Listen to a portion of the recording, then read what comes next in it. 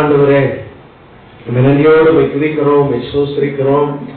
இந்த வருடம் முழுவதும் இந்த 365 நாட்களும் எங்களை நடத்தின இந்த நேரங்களை நாங்கள் எண்ணி இந்த வருடத்தின் இந்த முடிவு நேரத்திலே நம்முடைய சமூகத்திலே நாங்கள் காத்திருக்கும்படியாக நாங்கள் அமர்ந்திருக்கிறோம். ஆண்டவர், இந்த ஆராதனையின் வாயிலாக உண்மை நாங்கள் மகிமைப்படுத்த, உமக்கு நாங்கள் நன்றி செலுத்த, புதிய ஒரு ஆண்டுக்குள் கர்த்தருடைய கிருபையோடு பிரவேசிக்க கர்த்தர் எங்களுக்கு கிருபை தாரும்.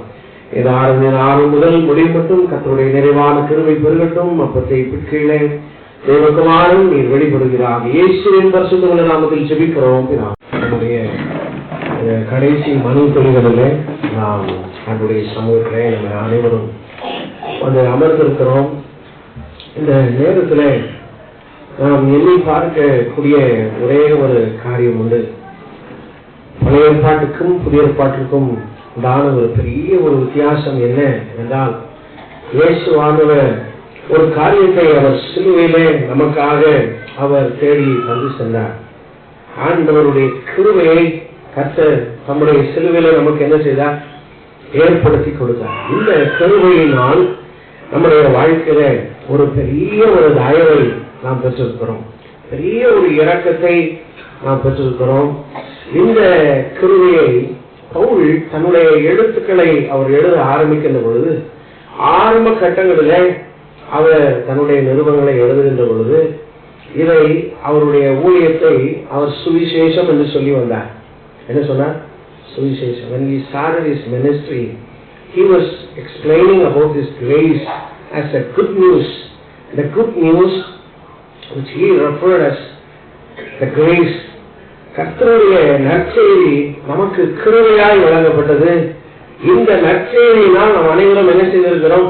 இயேசுவை நம்முடைய வாழ்க்கையில பெற்றிருக்கிறோம் என்று வேதம் சொல்லுது. ஆனால் அவர் தொடர்ச்சியாக அவர் எழுதுகிற பொழுது விசேஷமாக அவர் தன்னுடைய சில நிறுவனங்களை சிறைச்சாலைகளிலிருந்து எழுதினார். இது போன்ற நிறுவனங்கள் எல்லாவற்றையும் when he was in the prison, he had written these epistles, and these letters are called prison epistles. சிறைச்சாலை கடிதங்கள் என்று சொல்லப்படுகிறது. இந்த நிறுவனங்களை எழுதுகிற பொழுது இந்த சுவிசேஷம் அப்படிங்கிற வார்த்தை அது மருவி it gets called in a new term. எடுத்தது வாசிங்க, கொலோசியர் கழுதின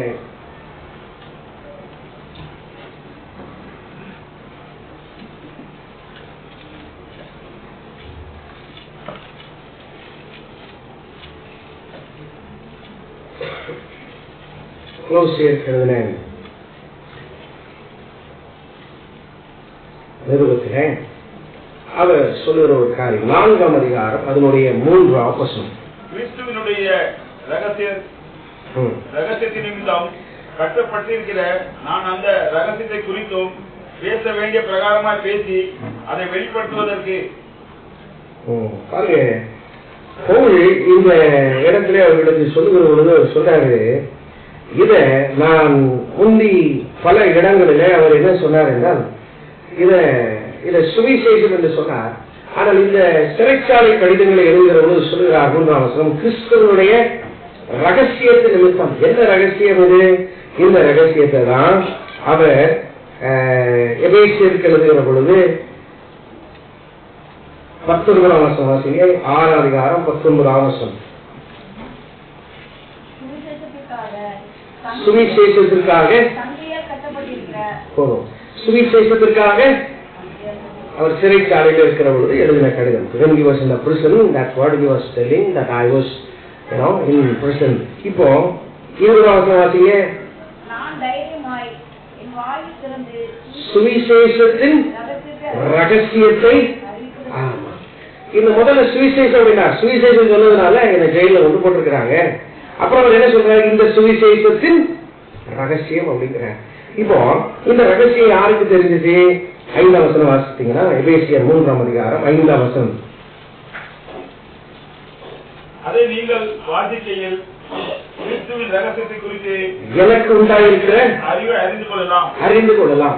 பவுல் சொல்றாரு, எபேசியர் நிருபத்தை நான் உங்களுக்கு அனுப்பினேன், இதை நீங்கள் வாசிக்க கேட்பீர்களால் இந்த ரகசியத்தை குறித்த அறிவு என்ற எவ்வளவு இருக்குது என்பதை நீங்கள் அறிந்து கொள்ளலாம். இது யாருக்கெல்லாம் தெரியும் இந்த ரகசியம்? 6ஆம் வசனம் வாசிங்க.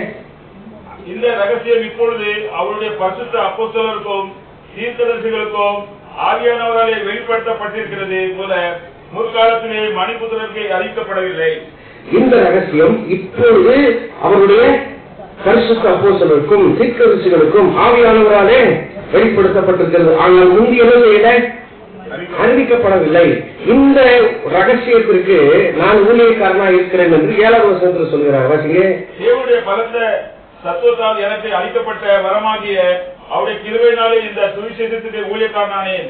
ரகசியத்தை, சுவிசேஷத்தை அவர் ரகசியமாக சொல்கிறார். He compares the good news as a mystery and the mystery which was hidden for all the apostles. சொல்கிறார். He compares the good news as a mystery and the mystery which was hidden for all the apostles.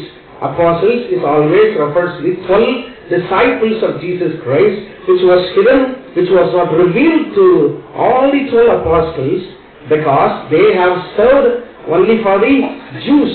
They were propagating the gospel, propagating about the good news in Jerusalem, whereas this wonderful ministry, this mysterious ministry was showered upon, which was given to me to go to the Gentiles and propagate it. அவர் சொன்னாரு, இந்த ரகசியத்துக்கு ஊழியக்காரனாக என்ன செய்தார்? மாற்றினார். பவுல் இது ஒரு good news, ஒரு எளிமையான ஒரு வார்த்தையை அவர் சொல்லுகிறார். இதனுடைய மேன்மையை நம்ம நல்லா அறிந்து கொள்ள வேண்டும் என்பதற்காக, in order to understand the uniqueness of the good news, he was explaining it in his epistles, especially in the present epistles. He was comparing it as a mystery. அது ஒரு பெரிய ரகசியம் அப்படிங்கிறார். எது? இயேசு கிறிஸ்து இந்த உலகத்தில் வந்தார், உங்களுக்காக எனக்காக அவர் ஜீவனை கொடுத்தார். That is the good news. ஆனா பவுல் சொல்கிறார், இது பெரிய ரகசியம். யாருக்கு? ஆண்டவரை அறியாத உங்களுக்கும் எனக்கும். ஆண்டவர் தன்னை நமக்கு அந்த ரகசியம், மறைக்கப்பட்ட ஒரு ரகசியம், எபிரேயர்களை மாத்திரமே ஆண்டவர் தெரிந்து கொண்டார். Only the Hebrews are being elected for this wonderful call. They are the only people who are called to the promised land. The call was not given to everybody, but now that mystery which was given for years and ages, now it is revealed to all of us. Pavul சொல்கிறார், இந்த ரகசியம் நம் அனைவருக்கும், நிறைவேருக்கு இந்த ரகசியம் பெரியது அப்படின்னா அவருடைய கல்யாண நாள் ஞாபகத்துக்கு வரும். அதுல சொல்லியிருப்பாங்க, இந்த ரகசியம் பெரியது என்று சொல்லியிருப்பாரு. பவுல் திருமணத்தை குறித்து பேசுகிற பொழுதும் இது ரகசியம் அப்படிங்கிறாரு. இங்க சொல்லுகிற பொழுதும், இந்த சுவிசேஷத்தை குறித்து சொல்லுகிற பொழுதும் ரகசியத்தை தருவேன் என்று சொல்கிறார். ஆண்டவர் நமக்கு எதை தருவேன் என்று சொன்னார்? வெளிப்பிடத்திலே எதை தருவேன் சொன்னாரு? வெளிப்பிடத்தில் உள்ள ரகசியங்களை, வெளிப்பிடத்தில் உள்ள காரியங்களை நான் உனக்கு என்ன செய்வேன்? வெளிப்படுத்துவேன் அப்படிங்கிறாரு. அப்போ ஆண்டவர் இங்கே சொல்லுகிறார், அந்த ரகசியத்தை ஆண்டவர் உங்களுக்கு எனக்கு என்ன செய்தாரோ தந்தாராம். கிறிஸ்துவில் பிரியமானவர்களே, இதைதான் பவுல் சொல்லுகிறார், this is the grace. ஏனென்றால் இது ரகசியம், இது யாருக்குமே தெரியக்கூடாது. சில பேர் பாத்தீங்கன்னா ரகசியம் ரகசியம் பாங்க, ஆனா அது யாருக்குமே பத்திரிக்கை யார்ட்டையும் சொல்லிடாதீங்க அப்படின்னு சொல்லி ஒரு ஆள்கிட்ட சொல்லுவாங்க. இப்படி சொல்லிட்டாலே போச்சுன்னு அர்த்தம், இந்த ரகசியம் முடிஞ்சு போச்சு என்ற அர்த்தம். அதே போல கிறிஸ்துவனுடைய சுவிசேஷம் அப்படி அல்ல. அவர் சொல்லுகிறார் பாருங்க, இந்த ரகசியத்தை உங்களுக்கு அப்பட்டமாக காண்பித்தார். அதுல எந்த ஒரு ஒளிவு மறைவில்லாமல் ஆண்டவர் தன்னை உங்களுக்கு என்ன செய்தார்? வெளிப்படுத்தினார் என்று கர்த்தர் சொல்கிறார். பிரியமானவர்களே, இயேசுவை நீங்களும் நானும் பெற்றிருப்பதுதான் இந்த பெரிய கிருபை. இந்த இடத்துல நம்ம எல்லாரும் அமர்ந்திருக்கிறோம். இது ஆண்டவர் நமக்கு கொடுத்த ஒரு பெரிய வாக்கியம். 2024 இத்தனை நாளும் ஆண்டவர் நம்மளை பாதுகாத்திருக்கிறார். இந்த ரகசியத்தினால் நம்மளை பாதுகாத்திருக்கிறார். இந்த ரகசியம் இன்னும் நமக்குள்ள என்ன செய்கிறது? புதைந்திருக்கிறது. இந்த ரகசியத்தினால நீங்களும் நானும் என்ன செய்கிறோம்? வாழ்ந்து கொண்டிருக்கிறோம். இந்த ரகசியத்தை ஆண்டவர் உங்களுக்கு எனக்கு தந்தவர்களால் இந்த மகிமையான கிருபையை பெற்றுக் கொண்டிருக்கிறோம். என்ன கிருபை? இந்த கிருபை நமக்கு எப்படி நமக்கு பிரயோஜனப்படுகிறது? எல்லாரும் என்ன சொல்றாங்க? ஒருவேளை நான் ஏன் இந்த காலத்துல நான் இவ்வளவு கஷ்டப்படுகிறேன் என்றால், போன ஜென்மத்துல நான் எதா பிறந்தது தெரியல. சில பேர் சொல்வார்கள், நான் அடுத்த ஜென்மத்திலையும் உங்க வயிற்றிலேயே பிள்ளையா என்ன செய்யணும்? பிறக்கணும். அப்ப தாய் சொன்ன, கை செய்து பிறக்காத, இந்த தடவை பட்டதே போதும். கிறிஸ்துவின் பிரியமானவர்களே, நிறைய பேர் சொல்லுவார்கள் அடுத்து ஒரு ஜென்மம் இருக்கிறது, அடுத்து ஒரு வாழ்க்கை இருக்கிறது. வாழ்க்கை என்பது it is compared, the life is compared with this cycle wheel. It is called கர்மா. என்ன சொல்லுகிறார்கள்? இன்னொரு வாழ்க்கை இருக்கிறது. ஆனால் இயேசு சொல்கிறார் ஒரே ஒரு வாழ்க்கை தான். நீ இனி பாடுபட வேண்டிய அவசியமே இல்லை, இனி துக்கப்பட வேண்டிய அவசியமே இல்லை. நான் உனக்கு மகிமையான ஒரே ஒரு வாழ்க்கை கொடுத்திருக்கிறேன். இதுதான் கேள்வேன்.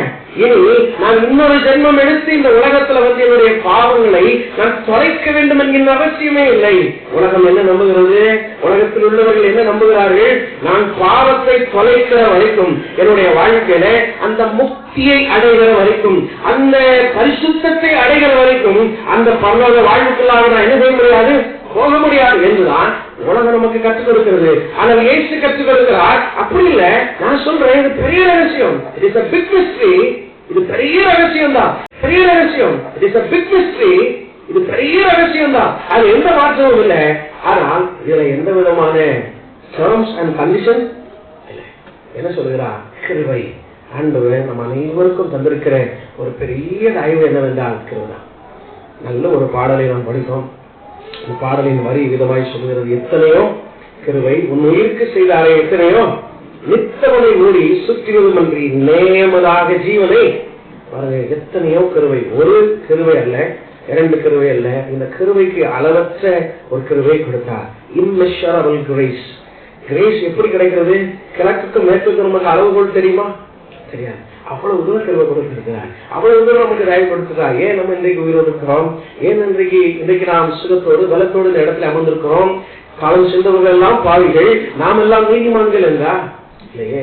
ஆண்டவர் சொல்கிறார், இந்த மரம் இந்த வருடமும் இருக்கட்டும், சத்தி ஏற்படுவோம்.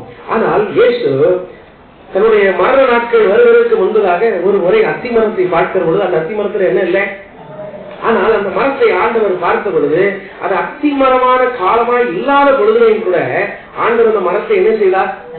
சபித்தார். ஆனால் இங்கு தோட்டத்துக்குள்ள ஒரு மரம் இருக்குது. அந்த மரத்தை எஜமான் வெட்டி போட வேண்டும் என்று சொல்லுகிறார். ஆனா அங்க ஒரு ஆள் வந்து சொல்றாரு, வேலைக்கார சொல்றாரு, இல்ல இல்ல இந்த மரத்தை இன்னொரு தடவை என்ன செய்வோம் அப்படின்னா, இன்னொரு வருஷம் தான் இந்த பிள்ளைகள் பாஸ் ஆகலைன்னா என்ன சொல்லுவாங்க?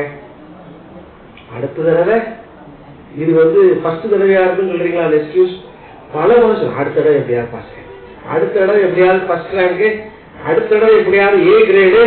ஆனா அந்த பிள்ளை ஒரு நாள் என்ன செய்யாது, இது வரைக்கும் வாங்கினதும் இல்லை, இனி என்ன செய்யாது. ஆனா சொல்லும், நான் அடுத்த தடவை எப்படியாவது வாங்கிடுறேன். அப்போ இந்த வருஷமும் இந்த மாதிரி இருக்கட்டும். இந்த செய்திய அந்த போர்டுல இருக்கிற எல்லாருமே கொஞ்சம் நிறைய பேசியிருப்பார்கள். அந்த போர்டுல யாரு இருக்கிறா, இது என்ன புதுசா இருக்கு, நம்ம கோயில என்ன போர்டு இருக்கு அப்படின்னு பாத்தீங்கன்னா, இதே மாதிரி ஒரு வெள்ளையை அங்கேயும் போட்டு நிறைய போதகர்கள் அங்க இருந்திருக்கிறார்கள். அவர்களும் சொல்லியிருப்பார்கள், பல கன்வென்ஷன் என்ன செய்திருப்போம், வசனங்களை கேட்டிருப்போம். ஆனா இந்த ரெண்டுக்கும் ஒரு பெரிய வித்தியாசம் உண்டு. நான் இதை குறித்து பல முறை உங்களோடு நான் பேசியிருக்கிறேன். மீண்டும் இந்த வருடம் கடைசியாக இருக்கிறவங்களா மீண்டும் உங்களுக்கு ஞாபகப்படுத்த விரும்புகிறேன். I have explained this incident plenty of times with you. Let me repeat it again. As Paul says, உங்களுக்கு நான் சொன்னவைகளையே சொல்லுவதில் நான் வருத்தப்படவில்லை என்று போய் சொல்லுகிறார். அப்போ நல்லா கவனிச்சீங்கன்னா சொல்றாரு, தோட்டத்துக்குள்ள மரம் இருக்கு, இந்த மரத்தை வேலைக்காரன் சொன்னோடனே சரி இருக்கட்டும் அப்படின்னு. ஆனா ரோட்ல ஒரு மரம் இருக்கு, அந்த மரத்துல அது என்ன காலம் கிடையாது, கனி கொடுக்கிற காலமும் கிடையாது. ஆனால் அந்த மரத்தை ஆண்டவர் சபிக்கிறார். என்ன வித்தியாசம்? ஏன் அந்த மரத்தை சபித்தார்? ஏன் தோட்டத்துக்குள்ள உள்ள மரத்துக்கு உடனடியாக தீர்ப்பு வரவில்லை? அதுக்காக தான் நான் திரும்ப சொல்றேன்னு சொன்னேன். ஏன் சொன்னா சொல்லுங்க, இருந்தவர்கள் சொல்லுங்க பார்க்கலாம். சொல்லுங்க. வேலை இருந்தா கனி இருக்காது. சரி இருக்குமா? சரி, வேற என்ன காரணம்? ஏன் அந்த மரத்தை ஆண்டவர் சபித்தார், இந்த மரத்தை சபிக்கல? சொல்லுங்க. யாரு? காற்றை தோட்டத்தில் இடப்பட்ட கனிகள். சரி, வேற பிலிப்பியர் 3ஆம் அதிகாரம் 1ஆம் வசனம்.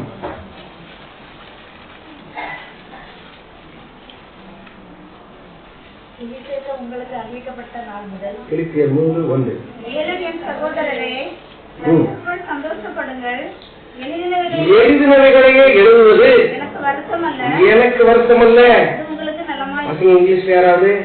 Further, my brothers and sisters, rejoice in the Lord. It is no trouble for me to write the same things to you again. சொல்லாரு, நான் உங்களுக்கு எழுதுறதுல, நானும் உங்களுக்கு சொல்றதுல நான் சொல்றதே போகக்கூடாது. சொன்னதையே திருப்பி என்ன செய்யணும்?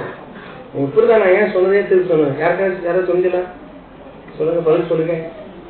ஏன் வெளியில இருக்கிற மரத்தை ஆண்டவர் சபிக்கிறது? அதுல கனியே இல்லை, அது கனி கொடுக்கிற காலமே இல்லை. ஆனா ஆண்டவர்கிட்ட போய் என்ன கேட்கிறாரு? கேட்டாரா இல்லையாமா? ஆமா, ஆண்டவர்கிட்ட கொடுக்கல, அது சபிச்சிட்டாரு. உள்ள இருக்கிற மரத்தை இருக்கட்டும் அப்படிங்கிறார். ஏன் ஒரு டைம் இறங்கி பேச மரத்தை இருக்கட்டும் அப்படிங்கிறார். ஏன் ஒரு டைம் இறங்கி பேசுறான்? சொல்லுங்கம்மா. தோட்டத்துக்குள்ள இருந்தது, ரைட்டு. நீங்க அது சப்ஜெக்ட் வாரிங்க, விளக்கம் ஒரு சான்ஸ் கிடைக்கும். கனி கொடுக்காததுனால, ஆலயத்துக்குள்ள இருந்து கனி கொடுக்காததுனால. எது? ஆமா, வெளியில மரத்துல உள்ள மரத்தை. ஓகே, கொஞ்சம் குறை வந்தீங்க. கனி இருக்கும் அப்படின்னு நினைச்சார். வேற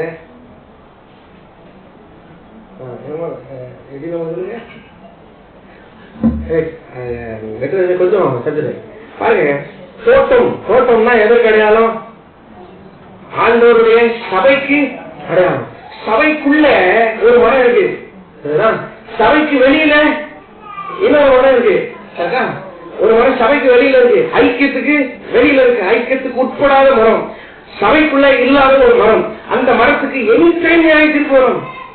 The tree which was not inside the garden biblically it refers to the church. Then the tree which is outside the church, outside the garden, it's any time the judgment can be given to that tree. எந்த நேரம் என்ன செய்யலாம்? அதுக்கு நியாய தீர்ப்பு வரலாம். ஆனா தோட்டத்துக்குள்ள இருக்கிறது மரத்தை கொத்தி எரிபோடுறதுக்கு அது ஒரு வேலைக்காரன் இருக்கிறார். யார் இருக்கா? அதான் ஊழியக்காரனுக்கு என்ன வேலை? இந்த மரத்தை அழிச்சிடாதுங்க, தயவு செய்து இறங்கிருங்க, தப்புதான். இந்த மரம் கனி கொடுக்கல, ஆண்டவரே இறக்கம் பாராட்டும், வேண்டுகிறோம், செபிக்கிறோம். ஆண்டவரே உங்களுடைய பிள்ளைகளுக்கு கிருபை தாரும், வேண்டுகிறோம். உங்களுடைய பிள்ளைகளுக்காக தாய் தகப்பன் வீட்டுல மன்றாடி செபிக்கிறீங்க. ஆண்டவரே என் கணவருடைய குடிப்பழக்கத்துல இருந்து என் கணவருக்கு விடுதலை கொடுங்க, என் பிள்ளைகளுடைய நடத்தையில மாற்றத்தை தாங்க கேட்கிறோம். அப்போ தோட்டத்துக்குள்ள, தோட்டம் என்றால் என்னது? மறக்கவே கூடாது. மறப்பீங்களா? தோட்டத்துக்குள்ள என்னது? சபைக்குள்ள இருக்கும்போது யாரோ ஒருத்தர், சபையில யாராவது ஒருத்தர், ஒரு நாள் நான் இது போல ஊழியக்காரனாக ஆன பிறகு எங்க ஊருக்கு ஒரு நாள் சேர்ந்து நாங்க இருக்கக்கூடிய ஒரு சபைக்கு. அப்போ ஒரு அண்ணன் என்னை பார்த்து கூப்பிட்டார். எனக்கு சண்டே ஸ்கூல்ல எடுத்த ஒரு அண்ணன், இங்க வா அப்படின்னா நான் போனேன். அப்போ ஆடுகளும் ஆயாச்சு, இங்க வா நீ. அப்போ சொல்லுவேன், என்ன நீ பாஸ்டர் ஆயிட்ட, ஐயர் ஆயிட்டே, பாராட்டுக்கள் உனக்கு. ஆனா பாஸ்டர் ஆனது உங்க அப்பா அம்மா மட்டும் நினைச்சுட்டாரு, நான் உனக்காக ஜெபம் பண்ணேன் போ அப்படின்னு அனுப்பிட்டேன். கிறிஸ்துவின் பிரியமானவர்களே, இந்த சபையில உங்களுக்காக எத்தனையோ பேர் ஜெபித்திருப்பார்கள், நமக்காக யாரோ ஒருத்தர் ஜெபித்திருப்பார்கள். இந்த ஐக்கியத்துக்குள்ள இருக்கிற வரைக்கும் நமக்கு பாதுகாப்பு. சோமா ஐக்கியத்துக்குள்ள இல்ல, யாருங்க எங்க சீக்கிரம் பயந்தாலும் ஒன்றிணைந்திருக்க வேண்டும், சேர்ந்திருக்க வேண்டும். எங்க இருக்கணும்? ஒரு வீட்டுக்குள்ள இருக்கணும். They are expected to be together. அவங்க சேர்ந்திருக்க வேண்டும். ஆனா யார் மட்டும் இல்ல? தாமஸ் வாஸ் not there, சோமாங்க இல்ல. அப்போ ஆண்டவர் இந்த ஐக்கியத்துல ஒரு ஆள் இல்லை அப்படிங்கிறதுக்காக என்ன செய்கிறாரு? He comes again as Paul writes, I have no trouble to write it again. நான் எழுந்ததையே, நான் சொன்னதையே உங்களுக்கு திரும்ப சொல்றதுக்கு எனக்கு ஒன்றும் கஷ்டம் இல்ல.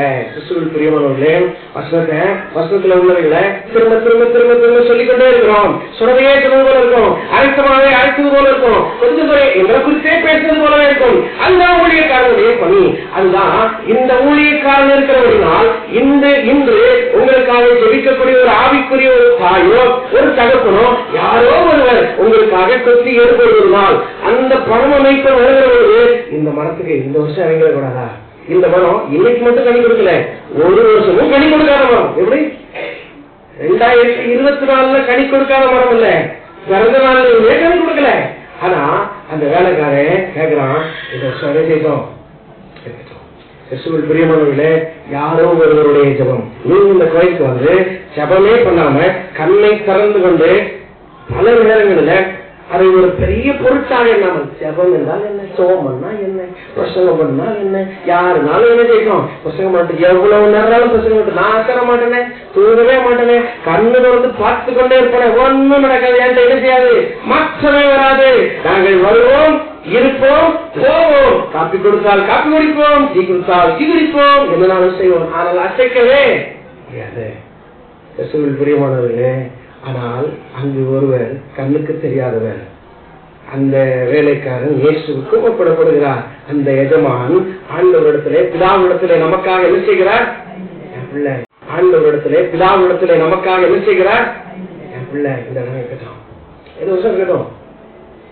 இன்னைக்கு நீங்களும் நானும் இந்த இடத்துல இருக்கிறதுக்கு உங்களுக்காக எனக்காக ஒருத்தர் பரிந்து பேசிக் கொண்டிருக்கிறார்.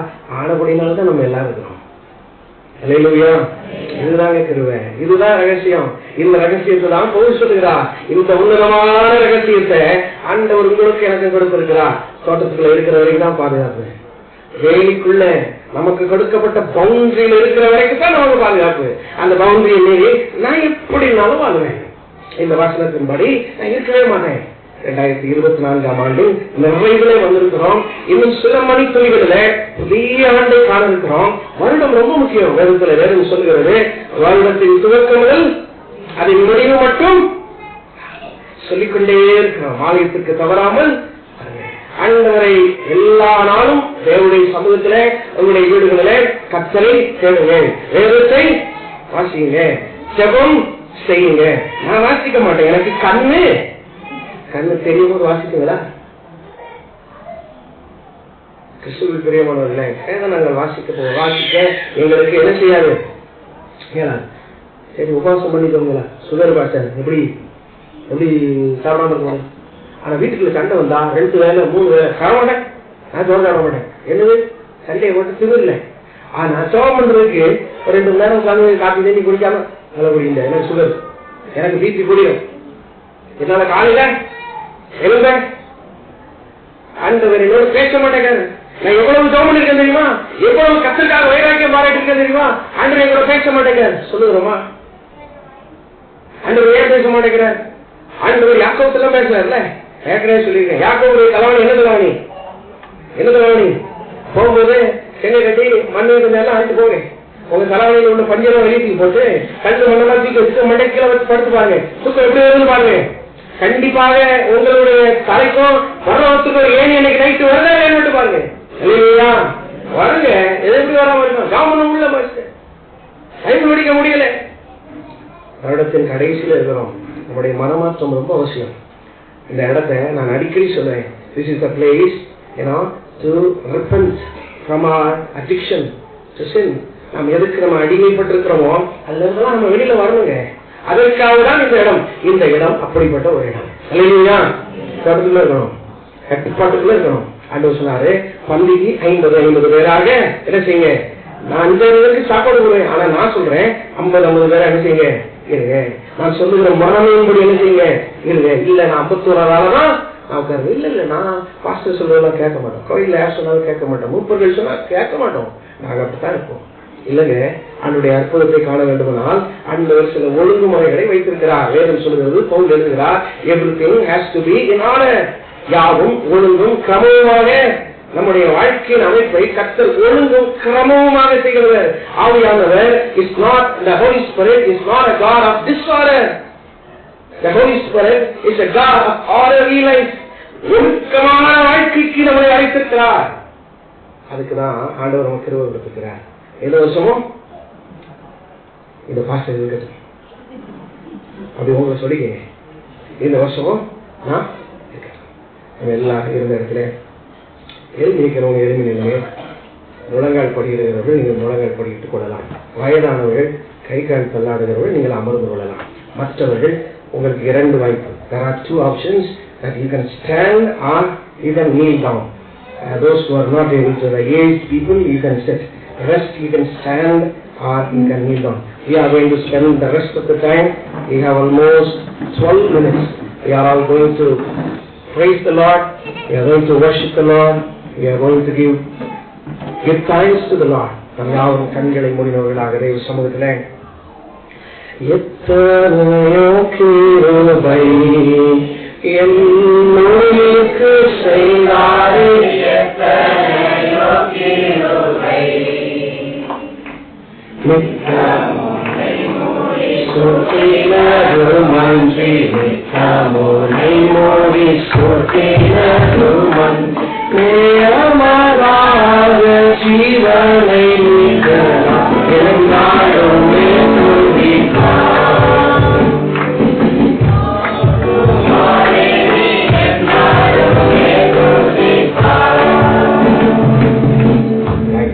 சமூகத்தில் எல்லாரும் கண்களை மூடி முழங்கால் படிக்கிறவர்கள் முழங்கால் படித்துக் கொள்ளுங்கள். நிற்கிறவர்கள் என்று கொள்ளுங்கள். முழங்கால் படிக்கிறவர்கள் முழங்கால் படித்துக் கொள்ளுங்கள்.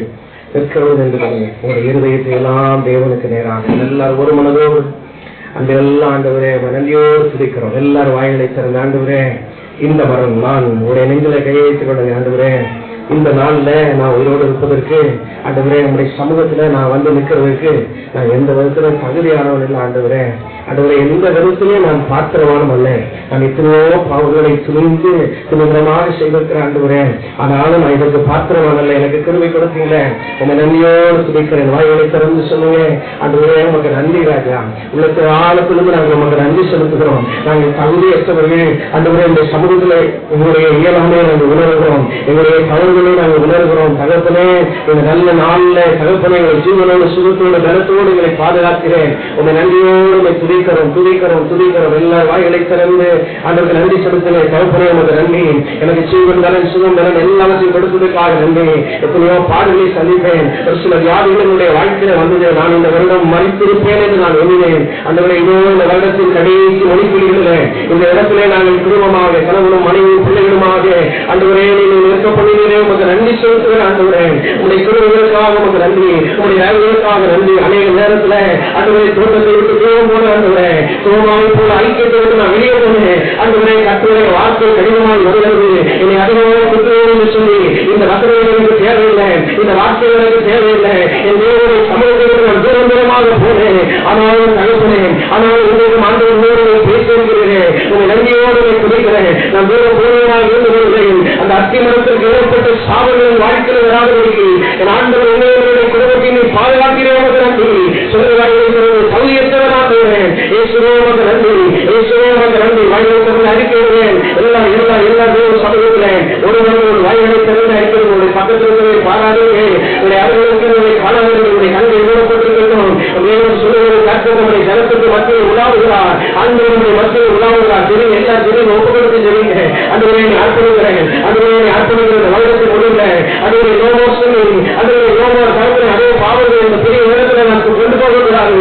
அதுவே நான் தூக்கி சொல்லுகிறாரு. அதுவே எனக்கு வித்தியாசமான காரியங்கள், அதுவே எனக்கு சமநிலையில்லாத காரியங்கள் எல்லாம் என் தலையில அதுவே தோல்வி சுமந்துகிறது. இந்த வருடம் என் மனதிலே நான் பட்ட பாடுகள் பெரும்பாடுகள். ஐயோ, நான் ஏன் இந்த காரியத்தை தெரிந்து செய்வேன்? Why did I choose these things in my life? அதுவே இந்த வருடம் முழுவதும் நான் பாடுபட்டேன். இந்த வருடம் முழுவதும் நினைக்கிறோட இருதய வேதனை இருந்தது.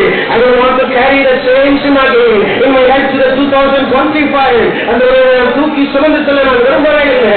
அந்த எனக்கு இறக்கம் பாராட்டுவேன். இறக்கம் பாராட்டுவேன். கேரளாவுடைய சமூகத்தில் அந்த சில காரியங்கள் விலகட்டும். இஸ்ரேலுடைய வாழ்க்கையில் விலக வேண்டிய காரியங்கள் விலகட்டும். நான் தோட்டத்துக்குள் இருக்கக்கூடிய மரமாக நான் மாறணும் ஆண்டுகிறேன். பரிசுத்த வாழ்க்கையில சகோதரே, நான் இன்னும் பலப்படணும். இயேசுவை தேடுகிறேன். ஆண்டவருக்கு அர்ப்பணிக்கிற அர்ப்பணிப்புல ஆண்டவரை நான் குறைவுபட்டவன் தான். நான் குறைவுபட்டவன் தான். அந்த எனக்கு இறக்கம் செய்ய கேடுகிறேன் சொல்லுகிறேன். ஒரு ஆவிக்குரிய நிலைகளை நீங்கள் அறிந்திருக்கிறீர்கள். அந்த சக வாழ்க்கையில இந்த வருடத்துல நான் ரொம்ப கலந்திருக்கிறேன். இதுக்கு முந்தின வருடங்கள் இருந்த அளவு கூட நான் இந்த வருஷத்தில் இருக்கிறேன். அதுவே நான் உங்களோடு இருக்கிறேன். எனக்கு பிள்ளைகள் குடும்பத்தை கொடுத்தேன். அதுவே நான் தகுதியே ஏற்றவர் ஆண்டவரே. சகோதரரை சொல்லுவேன் அதுவே புதிய உலகத்தில் நான் இன்னொரு தேடுவேன், அந்த இன்னொரு தேடணும், அந்த இன்னொரு சமூகத்தில் நான் ஜெபிக்கணும், என்னை அர்ப்பணிக்கணும்.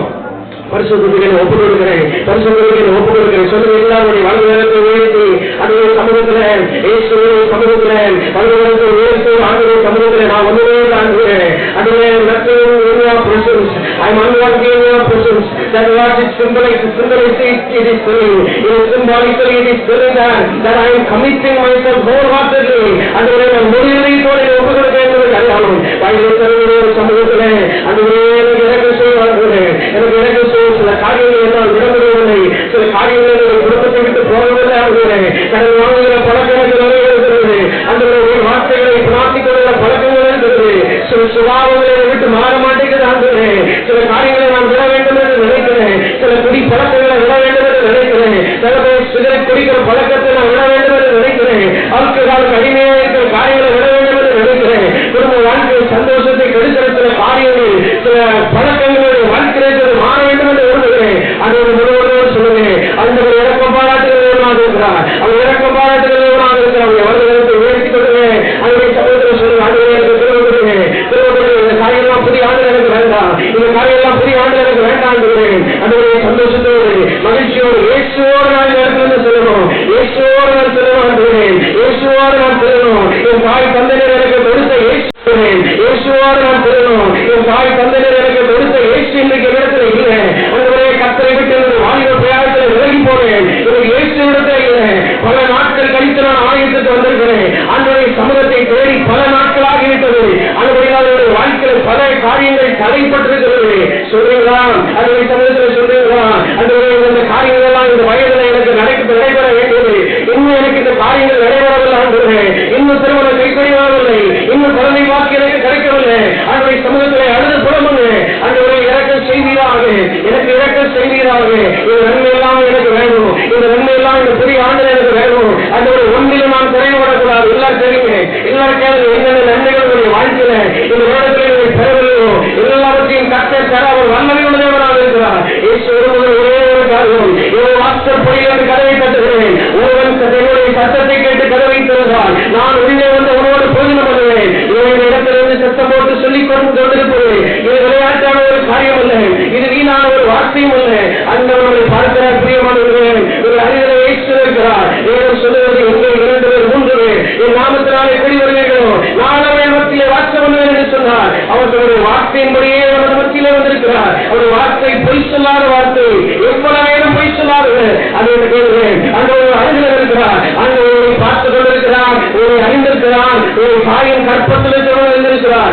50 வயதுள்ளவர்களாக இருக்கலாம், 40 வயதுள்ளவர்களாக இருக்கலாம், 2 வயதுடையவர்களாக இருக்கலாம். இவர்கள் சிறு குழந்தையாக ஒரு அவயங்கள் உருவாவதற்கு முன்பதாக ஆண்டவர்களை அறிந்திருக்கிறார். ஆண்டவருடைய பார்வையிலே நீங்களும் சிறு குழந்தைகள் தான், நாம் வயதிலே பெரியவர்கள் என்று சொல்லி நீங்கள் நினைத்துக் கொண்டிருக்கலாம். இயேசுவுடைய சமூகத்திலே நாம் அனைவரும் குழந்தைகளே.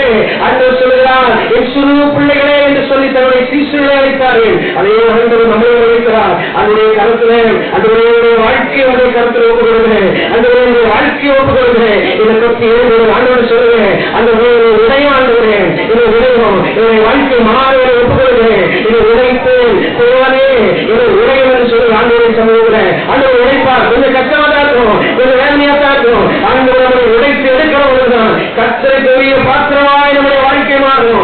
வேலை பார்த்திருக்கலாம், சம்பாதிக்கலாம், நிறைய சம்பளம் வாங்கலாம், நல்ல இடத்துல நீங்க செட்டில் ஆகிருக்கலாம், நீங்க நினைச்ச காரியங்கள் எல்லாமே நடந்திருக்கலாம். எனக்கு என்ன கஷ்டம், எனக்கு எல்லாம் இருக்கிறது, பேங்க்ல நிறைய வாழ்க்கை, எனக்கு எல்லாம் வீடு இருக்கிறது, எனக்கு வேண்டிய எல்லா நன்மைகளும் இருக்கிறது என்று சொல்லிக் கொண்டிருக்கிறீர்களா?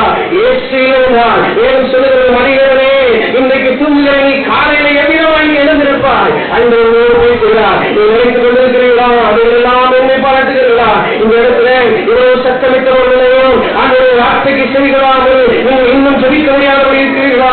வேதம் சொல்லுகிறது கர்த்தர் பார்வோனுடைய இருதயத்தை கடினப்படுத்தினார். இருதயம் கடினப்பட்டிருக்கிறதா? மனிதர்கள் யாரும் பார்க்கவில்லை. வேதம் சொல்லுகிறது ஆண்டவருடைய கண்களுக்கு முன்பதாக சகலமும் நிர்வாகமாக இருக்கிறது என்று சொல்லி அதை சமூகத்தில் ஒப்புக்கொள்கிறேன். ஆண்டவருடைய சமூகத்தில் கருத்து பார்வோனுடைய இருதயம் போல கடினமாக மாறிடக்கூடாது. ஆண்டவரே பார்வோனுடைய இருதயத்தை போல கடினமாய் மாறிடக்கூடாது. அந்த சமூகத்தில் செஞ்சுக்கிறது பார்வோனுடைய இருதயத்தை போல கடினமாய்க்கலாம். தலைப்பிள்ளை சங்க ஆண்டு சொல்லுங்க, ஆண்டவரே பாவனுடைய வாழ்க்கைக்கு தேவையில்லை.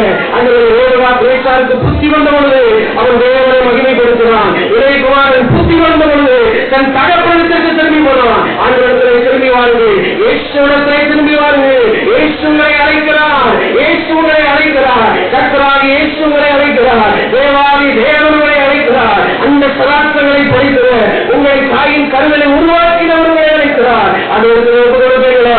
கருவிலே கருவிகளை அர்ப்பணிக்கிறவராக அர்ப்பணிக்கிறோம் தகப்பனே, எங்களை அர்ப்பணிக்கிறோம் தகப்பனே.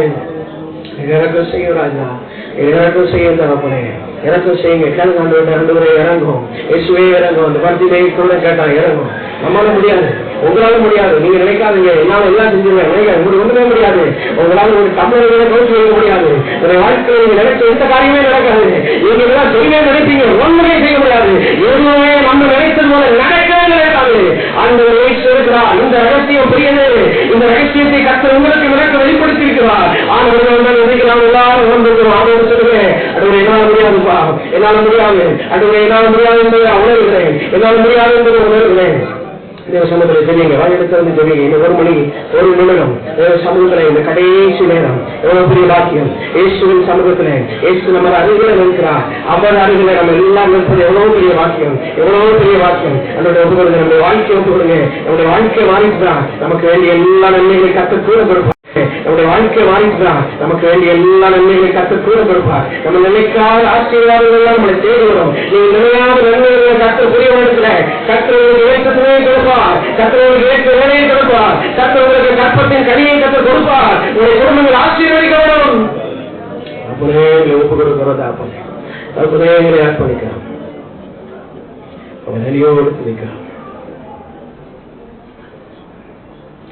நல்லவரே உம்மை ஆராதிப்பேன், வல்லவரே உம்மை ஆராதிப்பேன், நல்லவரே உம்மை ஆராதிப்பேன், வல்லவரே உம்மை ஆராதிப்பேன். கைகளை உயர்த்தி ஆராதிப்பேன், நான் ஆராதிப்பேன். ஆண்டவரே சுவை ஆராதிப்பேன், ஆராதிப்பேன், நான் ஆராதிப்பேன். ஆண்டவரே சுவை ஆராதிப்பேன். இயேசுவின் நாமத்தில் ஜெபிக்கிறோம்.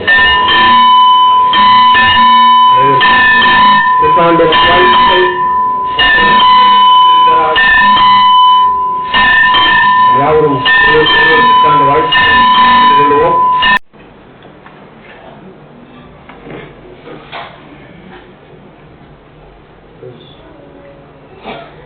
பிரியமானவர்களே,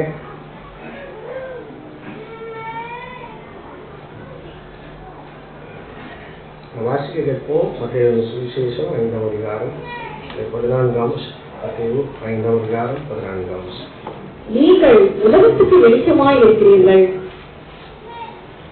நீங்கள் உலகத்திற்கு வெளிச்சமாய் இருக்கிறீர்கள். இந்த வசனம் இந்த வருடத்திற்கு வாக்குத்தத்தமாக நம் அனைவருக்கும், தமிழ் திருச்சபை அனைவருக்கும் இந்த வசனத்தை வாக்குத்தத்தமாக தேர்வு செய்யப்பட்டு வழங்கப்பட்டிருக்கிறது. உங்களுடைய கீத பவுனி இடத்திலே வருகிற பொழுது உங்கள் அனைவருக்கும் இந்த வாக்குத்தத்த ஸ்டிக்கர் வழங்கப்பட்டதை நீங்கள் நினைவில் கொள்வீர்கள் என்று நம்புகிறேன்.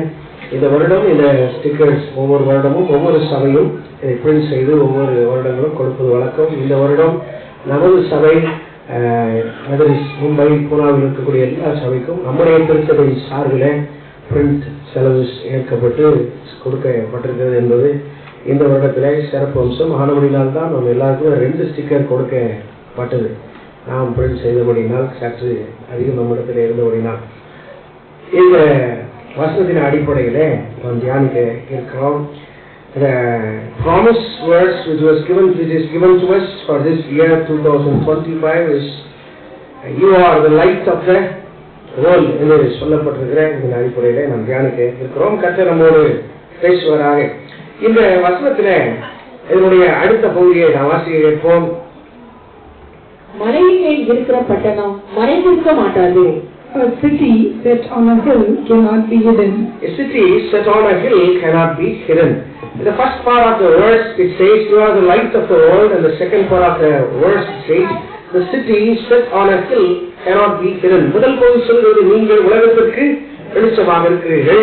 இவ்விதமாக இயேசு சொல்லிவிட்டு பின்பதாக சொல்கிறார், மலையின் மேல் இருக்கிற பட்டணம் மறைந்திருக்க மாட்டாது என்று சொல்லப்படுகிறது. So as he is the light of the world, he wants us to be the light of the world. அவர் உலகத்திற்கு வெளிச்சமாக இருக்கிறபடினால் ஆண்டவர் நம்மையும் உலகத்திற்கு வெளிச்சமாக இருக்கும்படியாக அவர் சொல்லுகிறதை நாம் பார்க்கிறோம். The one who gives brightness is compared to a city which is set on a hill. யார் உலகத்திற்கு வெளிச்சம் கொடுக்கிறார்களோ, அந்த வசனத்தின் பின்பகுதி சொல்கிறது, நீங்கள் உலகத்திற்கு வெளிச்சமாக இருக்கிறீர்கள் என்று சொல்லுகிற முதல் பகுதி. அவருடைய இரண்டாவது பகுதி சொல்கிறது, நீங்கள் வெளிச்சம் கொடுக்கிற பொழுது, when you give brightness to the world, that light is compared with a city set on a hill. நாம் உலகத்திற்கு வெளிச்சமாக மாறுகிற பொழுது ஆண்டவர் உங்களுடைய என்னையும் பார்த்து அழைக்கிறார், நீங்கள் மலையின் மேல் இருக்கக்கூடிய பட்டணம் என்று சொல்லி கர்த்தர் அழைக்கிறார். What a wonderful privilege that the Lord God given to us. So one who look unto it, யார் இந்த மலையின் மேல் இருக்கக்கூடிய பட்டணத்தை பார்க்கிறார்களோ அங்கிருந்து வெளிச்சம் வரும். The one who looks at this city set on a hill, then he will receive the hope, he will receive the joy, he will receive the light, he will receive the brightness. இந்த மலையின் மேல் இருக்கிற பட்டணத்தில் இருந்து நமக்கு என்ன கிடைக்கும்? வெளிச்சம் கிடைக்கும். கிறிஸ்துவில் பிரியமானவர்களே, நாம் உலகத்திற்கு வெளிச்சமாக இருப்போமானால், நம்முடைய வாழ்க்கை வெளிச்சமாக இருக்குமானால், இயேசு சொல்லுகிறார், ஆண்டவர் சொல்லுகிறார், நம்முடைய வாழ்க்கை மலையின் மீது கட்டப்பட்ட பட்டணமாக. நீங்க எந்த பகுதியிலே தூரம் அப்படி போனீங்கன்னா, இந்த ஐசக்கு வீட்டுக்கெல்லாம் வரும்போது பாத்தீங்கன்னா, அது ரோட்ல இருந்து பார்த்தாலே உச்சியில இருக்கிற மலை என்ன செய்யும்? உச்சியில இருக்கக்கூடிய இந்த மலையில இருக்கக்கூடிய வீடு என்ன செய்யும்? நமக்கு தெரியும். மலையின் மேல் இருக்கிற பட்டணம் மறைந்திருக்க மாட்டாது. மலையின் மீது கட்டப்பட்ட உயரத்தில் இருக்கக்கூடிய அந்த வீடு என்ன செய்யாது? மறைந்திருக்க மாட்டாது. அப்ப ஆண்டவர் சொல்லுகிறார், நீங்கள் உலகத்துக்கு வெளிச்சமாக இருக்கிறீர்கள் என்று சொல்லுகிற பொழுது, நாம் அந்த மலையின் மீது கட்டப்பட்டிருக்கிற ஒரு வீட்டிற்கு, ஒரு பட்டணத்திற்கு நம்ம ஒப்பிடப்பட்டிருக்கிறோம். ஆனபடினால யாரெல்லாம் அதை ஏறிட்டு பார்க்கிறார்களோ அவர்கள் என்ன செய்வார்கள்? அவர்கள் என்ன செய்வார்கள்? ஆசீர்வதிக்கப்படுவார்கள். அதை பார்க்கிற பொழுது ஒரு நம்பிக்கை நம்முடைய வாழ்க்கையில் வரும். பட்டணமாக நம்ம இருப்போம்னால், மலையின் மீது கட்டப்பட்ட பட்டணமாக இருப்போம்னால் நமக்கு சந்தோஷத்தை நாம் பெற்றுக்கொள்வோம், மகிழ்ச்சியை நாம் பெற்றுக்கொள்வோம். சங்கீதம் 121 நாம் அறிந்திருக்கிறோம், எனக்கு ஒத்தாசை வரும் பர்வதங்களுக்கு நேராக என் கண்களை நான் ஏறெடுக்கிறேன் என்று வேதம் சொல்கிறது. I look unto the hill from where my help comes from என்று வேதம் சொல்கிறது. நான் உயர்ந்த பர்வதத்தில் இருக்கிற அந்த மலையை நோக்கி பார்க்கிறேன், அங்கிருந்து எனக்கு என்ன கிடைக்கும்? ஒத்தாசை கிடைக்கும். வானத்தையும் பூமியை உண்டாக்கின கர்த்தரிடத்திலிருந்து ஒத்தாசை வரும். அப்ப ஆண்டவர் நம்ம எல்லாரையும் பார்த்து என்ன சொல்கிறார்? When we are called as the light of the world, the Lord God calls us His people as cities set on the hill. நம்ம அனைவரையும் மலையின் மேல் இருக்கக்கூடிய பட்டணம் என்று கதை சொல்கிறார். இப்போ இந்த பட்டணத்தை குறித்து பட்டணம் என்று கதை சொல்கிறார். இப்போ இந்த பட்டணத்தை குறித்து நம்ம எல்லாரையும் கதை சொல்கிறார். நீங்க மலையின் மேல் இருக்கக்கூடிய பட்டணம், வெளிச்சம் கொடுக்கிறவர்களாக இருப்போம்னால் நாம் பட்டணமாக இருக்கிறோம். இப்படிப்பட்ட பட்டணம் சாதாரண ஒரு பட்டணம் அல்ல, மலைக்கு மேல கட்டப்பட்ட ஒரு பட்டணமாக இருக்கிறோம். நம்மிடத்திலே இயேசுவின் வெளிச்சம் இருக்குமானால், if you have the light of the world, the Lord God is proudly calling us the city set on a hill. Now we have to find out whether we are set on the hill or not, whether our life is set on the hill or not. நாம் அந்த இடத்துல நம்ம இருக்கிறோமா என்பதை நாம் பார்க்கிறதற்காக நாம் we are going to look at a lady from the Old Testament. நாம் ஒரு பெண்மணியை குறித்து நாம் பார்க்க இருக்கிறோம். இந்த பெண்மணி ஒரு பட்டணத்துல இருந்தாங்க. There was a woman who was in the city, and that's what we are going to look into this day. இந்த நாளிலே நாம் பார்க்க இருக்கிறோம். வேதத்தை நீங்கள் திருப்பிக் கொள்ளுங்கள். 2 சாமுவேலுடைய புத்தகம் அதனுடைய 20வது அதிகாரத்தை நீங்கள் திருப்பி வைத்துக் கொள்ளுங்கள். அதில் ஒரு சம்பவத்தை நாம் பார்த்துவிட்டு அது நிமித்தமாக சில காரியங்களை நாம் தியானிக்க இருக்கிறோம். ஆண்டவர் நம்மோடு பேசுவராக. 2 சாமுவேல் 20ஆம் அதிகாரம். இந்த 20ஆம் அதிகாரத்துல நடக்கிற ஒரு காரியத்தை லேசாக நான் சொல்லிக் கொள்கிறேன். There was a person whose name was Sheba, son of Bichri, who revolted against the King David like his own son Absalom, and he went against this King David, and he gathered all the 11 tribes along with him and ran away to a city called Abel, and he was hiding himself in that particular city. Seva அப்படிங்கிற ஒரு நீங்க அந்த பகுதியை வாசிங்கன்னா 20ஆம் அதிகாரத்துல சொல்லப்பட்டிருக்கு. முதல் வருஷத்துல பெண்ணின் கோத்திரத்தை சார்ந்த சேவா அப்படின்னு ஒருத்தர் இருக்கான். அவன் என்ன செய்யறான்? அவனுடைய அப்பா பேர் என்னது? பிக்கிரியின் குமாரனாகிய சேவா. இது என்ன செய்யறாங்க? இந்த ராஜாவுக்கு விரோதமாக சில காரியங்களை செய்து எப்படி அப்சலோம் ராஜாவுக்கு விரோதமாக செய்தாரோ அது போல இவரும் செய்துட்டு விரைஞ்சிட்டாரு, ஓடிட்டாரு. எங்க ஓடினாருன்னா அப்படின்னா ஆவேல் அப்படின்னு சொல்லுகிற ஒரு பட்டணத்துக்குள்ள ஓடி போய் ஒளிந்து கொண்டார்.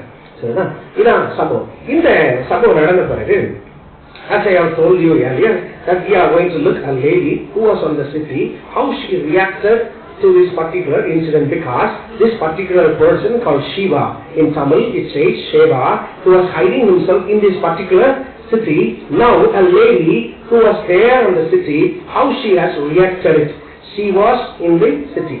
வாசிக்க கேட்போம். முதலாவதாக 2 சாமுவேல் 20ஆம் அதிகாரம் 16ஆம் வசனம். அப்பொழுது புத்தியுள்ள ஒரு ஸ்திரீ பட்டணத்திலிருந்து சத்தமிட்டு, கேளுங்கள் கேளுங்கள், நான் யோவாவோடு பேச வேண்டும், அவரை இங்கே கிட்ட வர சொல்லுங்கள் என்றார். Then a wise woman cried out from the city, Here, here, tell Joab, come here, so that I may speak to you. பிரியமானவர்களே, இங்கே இந்த பெண்மணிக்கு என்ன பெயர் கொடுக்கப்பட்டிருக்கு? பெயர் இருக்கா? பெயர் போட்டிருக்கா? புத்தியுள்ள ஒரு ஸ்திரீ அப்படின்னு போட்டிருக்கு. A name was not given to this particular lady, but the word of God named her a wise woman. எப்படி போட்டிருக்கு? புத்தியுள்ள ஒரு ஸ்திரீ. எங்கிருந்தால்? அப்பொழுது புத்தியுள்ள ஒரு ஸ்திரீ பட்டணத்திலிருந்து சத்தமிட்டார். இந்த ஸ்திரீ எங்க இருக்கிறார்? பட்டணத்துல இருக்கிறார். எப்படிப்பட்ட உயரத்துல இருக்கிறார்? நம்ம பார்க்கிறோம். உயர்ந்த ஒரு பட்டணத்துல அங்கிருந்து யோவாவை பார்த்து சொல்றார், கேளுங்கள் கேளுங்கள், நான் யோவாவோடே பேச வேண்டும், அவரை இங்கே கிட்ட வர சொல்லுங்கள். Here, here, tell Joab, come here so that I may speak to you என்று சொல்லி வேதம் சொல்லுகிறது. இவருடைய பெயர் என்ன செய்யப்படல? சொல்லப்படவில்லை. அவருக்கு ஒரு பெயர் சொல்லப்பட்டது, புத்தியுள்ள ஸ்திரீ. அவள் அறிவுள்ள ஒரு ஸ்திரீ. அவள் பட்டணத்தில் இருந்தார். As I have told you, when we are the light to the world, we are called a city set on a hill, and we are looking a lady who was on the city. நான் ஏற்கனவே சொன்னேன், நாம் உலகத்திற்கு வெளிச்சம் கொடுக்கிறவர்களாக இருப்போம்னால் இயேசு உங்களையும் என்னையும் பார்த்து சொல்லுகிறார், நீங்கள் யாரு? மலையின் மேல் இருக்கக்கூடிய பட்டணம். நம்ம எல்லாரும் யாரு? மலையின் மேல் இருக்கக்கூடிய பட்டணம். இப்ப இந்த பட்டணத்துல ஒரு அம்மா இருக்கிறாங்க. அந்த அம்மாவுக்கு பேர் என்னது? புத்தியுள்ள ஸ்திரீ. இந்த அம்மா யோவாவை பார்த்து கூப்பிடுறாங்க, கேளுங்கள் கேளுங்கள் என்று சொல்லி, நான் உங்களை சொல்றேன், கொஞ்சம் என்ன செய்யுங்க, பேசுங்க என்று சொல்லி அவள் இந்த இடத்துல சொல்லுவதை பார்க்கிறோம். நீங்க அந்த பகுதியை நீங்க நல்லா வாசி பார்த்தீங்கன்னா யோவாப் என்ன பண்ணி கொண்டிருக்கிறார்? What Joab was doing near the wall. அந்த பெரிய கோட்டை இருக்கு, பெரிய அழகு இருக்கு. அந்த கோட்டைக்கு பக்கத்துல நின்று கொண்டு யோவாப் and his whole team are planning to wreck the wall, to destroy the wall. அவங்க பிளான் பண்ணிட்டு இருக்காங்க, எப்படி இந்த கோட்டை என்ன செய்யலாம், உடைக்கலாம். உங்களுக்கு எல்லாருக்குமே தெரியும், கோட்டை சுவர் அடைக்கப்பட்டிருக்கும். கதவு திறக்கப்படாதவர்கள் யாரும் உள்ளே செய்ய முடியாது, போக முடியாது. Now Joab, a mighty warrior, was planning along with his commanders to wreck to wreck the wall, to destroy the wall. இத இந்த பட்டணத்தில் இருக்கக்கூடிய, பட்டணத்துல உயர்ந்த இடத்துல இருக்கக்கூடிய மதில் மேல இருக்கக்கூடிய இந்த அம்மா பார்த்துட்டு யோவாவை பார்த்து கூப்பிடுறாங்க, யோவாவே என்ன கேளுங்க என்ன கேளுங்க. ஏன் அந்த அம்மா அப்படி சொன்னாங்க? பட்டணத்துல அலங்கத்தை உடைச்சிட்டா என்ன ஆயிடும்? If they break the wall, if they destroy the wall, என்ன ஆயிடும்? என்ன ஆயிடும்? எதிராளிகள் என்ன செஞ்சிருவாங்க? உள்ள வந்துருவாங்க, பாதுகாப்பு போயிடும். அலங்கம் அல்லது சுவர் என்றாலே வேதத்தின் அடிப்படையில் அது நம்முடைய ரட்சிப்புக்கு அடையாளமாக இருக்கிறது. நெகேமியா எதற்காக எருசலேமுக்கு வந்தாரு? In order to build the wall, Nehemiah came from Babylon. எதுக்கு வந்தாரு? அலங்கத்தை கட்டுறதுக்காக. அலங்கம் இடிக்கப்பட்டதுனால எல்லாம் உள்ள வந்து இல்லையா? யோபுவை பார்த்து ஆண்டவர் சொன்னாரு, நான் உன்னை வேலி அடைத்திருக்கிறேன். கரெக்டா? பிசாசு என்ன சொல்லிச்சு? நீர் தான் அவனை வேலி அடைத்திருக்கிறீரே. அப்போ அலங்கம் எதற்கு அடையாளம்? பாதுகாப்புக்கு அடையாளம். இந்த பட்டணத்தில் இருக்கக்கூடிய புத்தியுள்ள ஸ்திரீ, நல்லா கவனிங்க, பட்டணத்தில் இருக்கிற புத்தியுள்ள ஸ்திரீ யோவாவை பார்த்து சொல்லுகிறாள், அவள் அறிந்திருந்தால் ஒருவேளை இந்த அலங்கை இடிக்கப்பட்டு விட்டால், எனக்கு ஆண்டவர் கொடுத்த இந்த ரட்சிப்பு இடிக்கப்பட்டு விட்டால் எனக்கு பாதுகாப்பே இருக்காது. If Joab and his team members come and break the wall, then my salvation experience will go away from me. இது என்னை விட்டு போயிடும். ஆனபடினால ஏன் இந்த புத்தியுள்ள ஸ்திரீ சொல்லுகிறாள், கேளுங்கள் கேளுங்கள் யோவாவே சத்தம் கொடுத்து கொஞ்சம் கேளுங்க. ஏன் சொல்லுகிறார் பட்டணத்தில் இருக்கக்கூடிய புத்தியுள்ள ஸ்திரீ? If you and I are claiming that we are set on a hill, if we claim we are the city set on the hill, then we have to be aware of our salvation experience. ஆவிக்குரிய வாழ்க்கையை நீங்களும் நானும் பாதுகாத்துக் கொள்வதற்கு ரொம்ப பிரயாசப்படுங்க. அதுதான் அந்த புத்தியுள்ள ஸ்திரீ பார்த்து சொல்லுகிறார், எல்லாரும் என்ன செய்யுங்க கேளுங்க. அவர் சத்தமிடுகிறார். சத்தமிடுகிறீங்களா? நம்முடைய ஆவிக்குரிய வாழ்க்கை குறித்த ஒரு சத்தம் நம்முடைய வாழ்க்கையில் எழுப்பப்படுகிறதா? ஒருவேளை அளவு இடிக்கப்பட்டதுன்னா யாராலும் உள்ள வந்துடலாம். எப்பேற்பட்ட நரியோ பிள்ளை நரியோ நம்முடைய வாழ்க்கையில எளிதாய் வந்துவிடும். நம்முடைய வீட்டை சுத்திலும் நாம் புத்தி உள்ளவர் என்றால், நான் கர்த்தருக்குள்ளாக இருக்கக்கூடிய பிள்ளை என்று சொன்னால், நம்முடைய வீடு அழகம் பண்ணப்பட்டிருக்கிறதா? நம்முடைய வீடு பாதுகாக்கப்பட்டிருக்கிறதா? நம்முடைய குடும்பம் பாதுகாக்கப்பட்டிருக்கிறதா? புத்தியுள்ள ஸ்திரீ, பட்டணத்தில் இருக்கிற ஸ்திரீ அதை பார்க்க வேண்டும். என் பிள்ளை ஆண்டவருக்குள் ரட்சிக்கப்படுகிற அனுபவத்தை பெற்றுக் கொண்டாளா? கேட்கிறீங்களா? என் பிள்ளை எந்த ஸ்கூல்ல படிக்கணும், எவ்வளவு மார்க் வாங்கணும், என்னதான் செய்யணும், அதை மாத்திரமே பேசுகிற நான் நம்முடைய பிள்ளை எனக்கு கைப்படுத்திட்டா? And keep on telling you, if your child wants to get good marks, ask her to read the Bible first. நீங்க வேதத்தை முதலாவது உங்களுடைய பிள்ளைகளுக்கு கொடுங்கள். அந்த பிள்ளைகள் படிக்கட்டும், அந்த ஞானத்தை கொடுப்பாங்க. நீதிமொழிகள் 11:11. Proverbs 11:11. செம்மையானவர்களுடைய ஆசீர்வாதத்தினால் நிலை பெற்றோம். துன்மார்க்கருடைய வாழ்க்கை இடிந்துவிடும். By the blessing of the upright, the city is exalted, but by the mouth of the wicked, it is torn down. பாருங்க, புத்தியுள்ள ஸ்திரீ அவன் சத்தமிட்டு கூப்பிட்டால் அவருடைய சத்தத்தினால் என்ன வந்துச்சு? அந்த பட்டணம் அழக இடிக்கப்படலைங்க. நம் பட்டணத்தில் இருக்கிறோம் என்று சொன்னால், if we say that I am a city set on a hill and we have to take some steps in order to stop destroying the சத்துரு இந்த அலங்கத்தை இடித்து விடாதபடிக்கு நாம் பாதுகாக்க வேண்டும். முதலாவது இந்த வைஸ் லேடி. நம்பர் 2, இந்த புத்தியுள்ள ஸ்திரீ, பட்டணத்தில் இருக்கிற ஸ்திரீ. I keep on telling you, the wise lady who was on the city. Number 1, she was a wise lady. Number 2, who was aware of what was happening around. இந்த ஸ்திரீக்கு தன்னை சுற்றிலும் என்ன நடக்குது அப்படிங்கிறது தெரிந்திருந்தது. 20:17 2 Samuel chapter 20 verse 17. அவன் அவளுக்கு சமீபத்தில் வந்தபோது அந்த ஸ்திரீ, நீதானா யோவாப் என்று கேட்டாள். அவன், நான் தான் என்றான். அப்போது அவள் அவனை பார்த்து, உமது அடியாளின் வார்த்தைகளை கேளும் என்றாள். அவன் கேட்கிறேன் என்றான். So when he approached her, the woman asked, "Are you Joab?" He answered, "I am." Then she said to him, "Listen to the words of your maidservant." He answered, "I am listening." இரண்டாவது, முதல்ல she was a wise lady.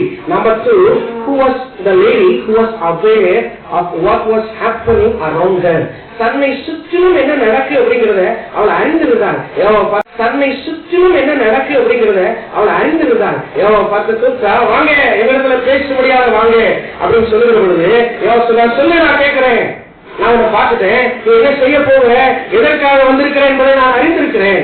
கிறிஸ்துவில் பிரியமானவர்களே, if you read that particular chapter very carefully, 2 Samuel chapter 20, this Joab was seized the entire city.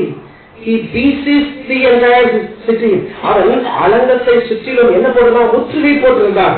If the enemy were around the wall, nobody can go inside and nobody can go outside. அலங்கத்தை சுற்றிலும் முற்றுகை போட்டா என்ன பண்ண முடியாது? கதவை திறக்க முடியாது. திறந்தா எதிராளி உள்ள வந்துருவான். If they open the gate, the enemy will come inside. உள்ள இருந்து என்ன செய்ய முடியாது? வெளியில போக முடியாது. வெளியில இருந்து உள்ள போக முடியாது. வெளியில இருந்து உள்ளேயும் உள்ள இருந்து வெளியும் போகணும். என்ன நடக்கும்? கொரோனா டைம்ல நமக்கு சொன்னாங்க, குறிப்பிட்ட டைம்ல போய் என்ன செஞ்சணும்? காய்கறிலாம் வாங்கி வந்துடும். இப்போ கிடைக்கவே இல்லை, இவன் வாங்கவே போக முடியாது. அப்ப நம்ம என்ன ஆகும்? சோறு, அரிசி காலி, எல்லாம் காலி, தண்ணி கிடையாது, பால் கிடையாது. என்ன ஆகும்? நம்ம ஆமா இடத்து போயிட வேண்டியதுதான். இப்ப நல்லா நாளைக்கு இந்த பெண்மணிக்கு சொல்லுவாங்க, அவள் புத்தியுள்ள ஸ்திரீ, பட்டணத்தில் இருந்தவள் புத்தியுள்ள ஸ்திரீ. அவளுக்கு தெரியும் ஒருவேளை இவன் யூரோப் நினைச்ச மாதிரி அழகத்தை முற்றுகை போட்டு ஒரு 10 நாளோ 50 நாளோ 100 நாளோ அவன் பாட்டுக்கு இருந்துட்டான்னா உள்ள தானியம் திரவியம் சாப்பாடு if all the eatable things gets over then our life will be in a miserable zone. நம்முடைய வாழ்க்கை ரொம்ப மோசமான நிலைமையில பெறும். இத இந்த பெண்மணி அறிந்திருந்தார். 2 ராஜாக்களின் புஸ்தகத்துல வாசிக்க வேண்டாம், உங்களுக்கு தெரிந்த பகுதிதான் 2 ராஜாக்களின் புஸ்தகம் 6ஆம் அதிகாரம் 24ஆம் அதிகாரத்துல எலிசாவின் காலத்துல ஒரு பெரிய பஞ்சம் வந்தது. அப்போ ராஜா அழகத்துல போயிட்டு இருக்கும்போது என்ன நடந்துச்சு? ஒரு பெண்மணி 2 பேர் பேசிக்கொண்டாங்க, இன்னைக்கு ஓப்பிள்ளையை விட்டு நம்ம சாப்பிடுவோம், நாளைக்கு ஓப்பிள்ளையை விட்டு நம்ம சாப்பிடுவோம். இதை ராஜா கேட்டுக்கொண்டிருந்தான். இது எப்ப நடந்துச்சு? வெளியில சீரியர்கள் பெரிய கொத்தலை போட்டாங்க, உள்ள யாருமே வர முடியாது, சாப்பாடு உள்ள அவ்வளவு காயாச்சு.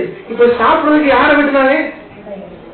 கிறிஸ்துவில் பிரியமானவர்களே, நம்ம வீட்டை சுற்றி என்னை சுற்றி என் தனிப்பட்ட வாழ்க்கையில என்ன நடக்கிறது என்றே நான் தெரியவில்லை என்றால் ஒரு நாள் அபிதமான வாழ்க்கை நம்முடைய வாழ்க்கையில வந்துடும். A famine has taken place in the time of Prophet Elisha.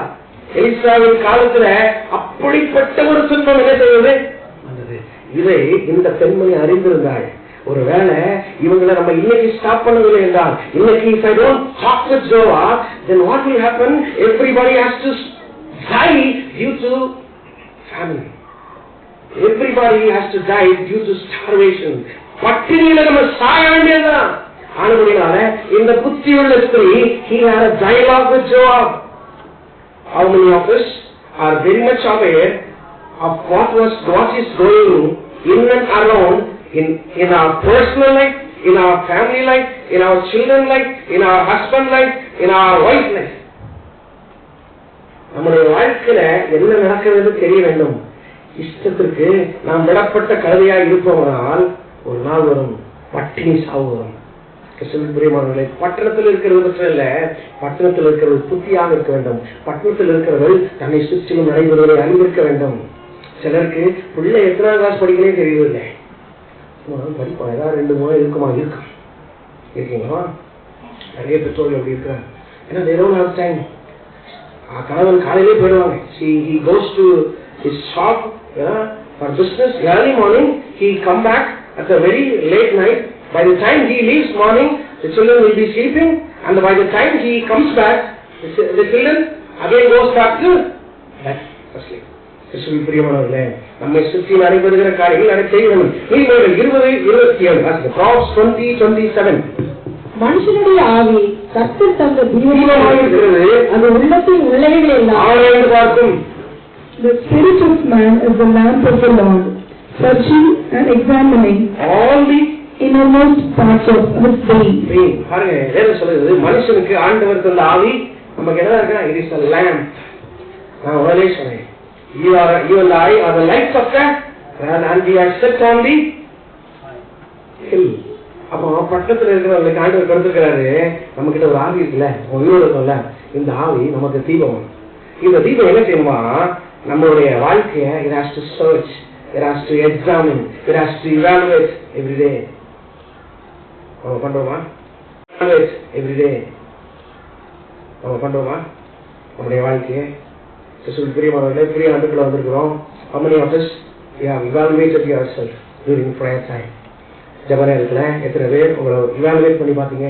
என்னுடைய ஜெப வாழ்க்கையில நான் எவ்வளவு குறைஞ்சிருக்கிறேன், என்னை சுத்தி என்ன நடக்குது நான் பார்த்து கொண்டு இருந்தேன்னா, என் வாழ்க்கையில எனக்கு ஏற்பட்டிருக்கிற இந்த கஷ்டம் எதனால வந்துச்சு? Have you evaluated?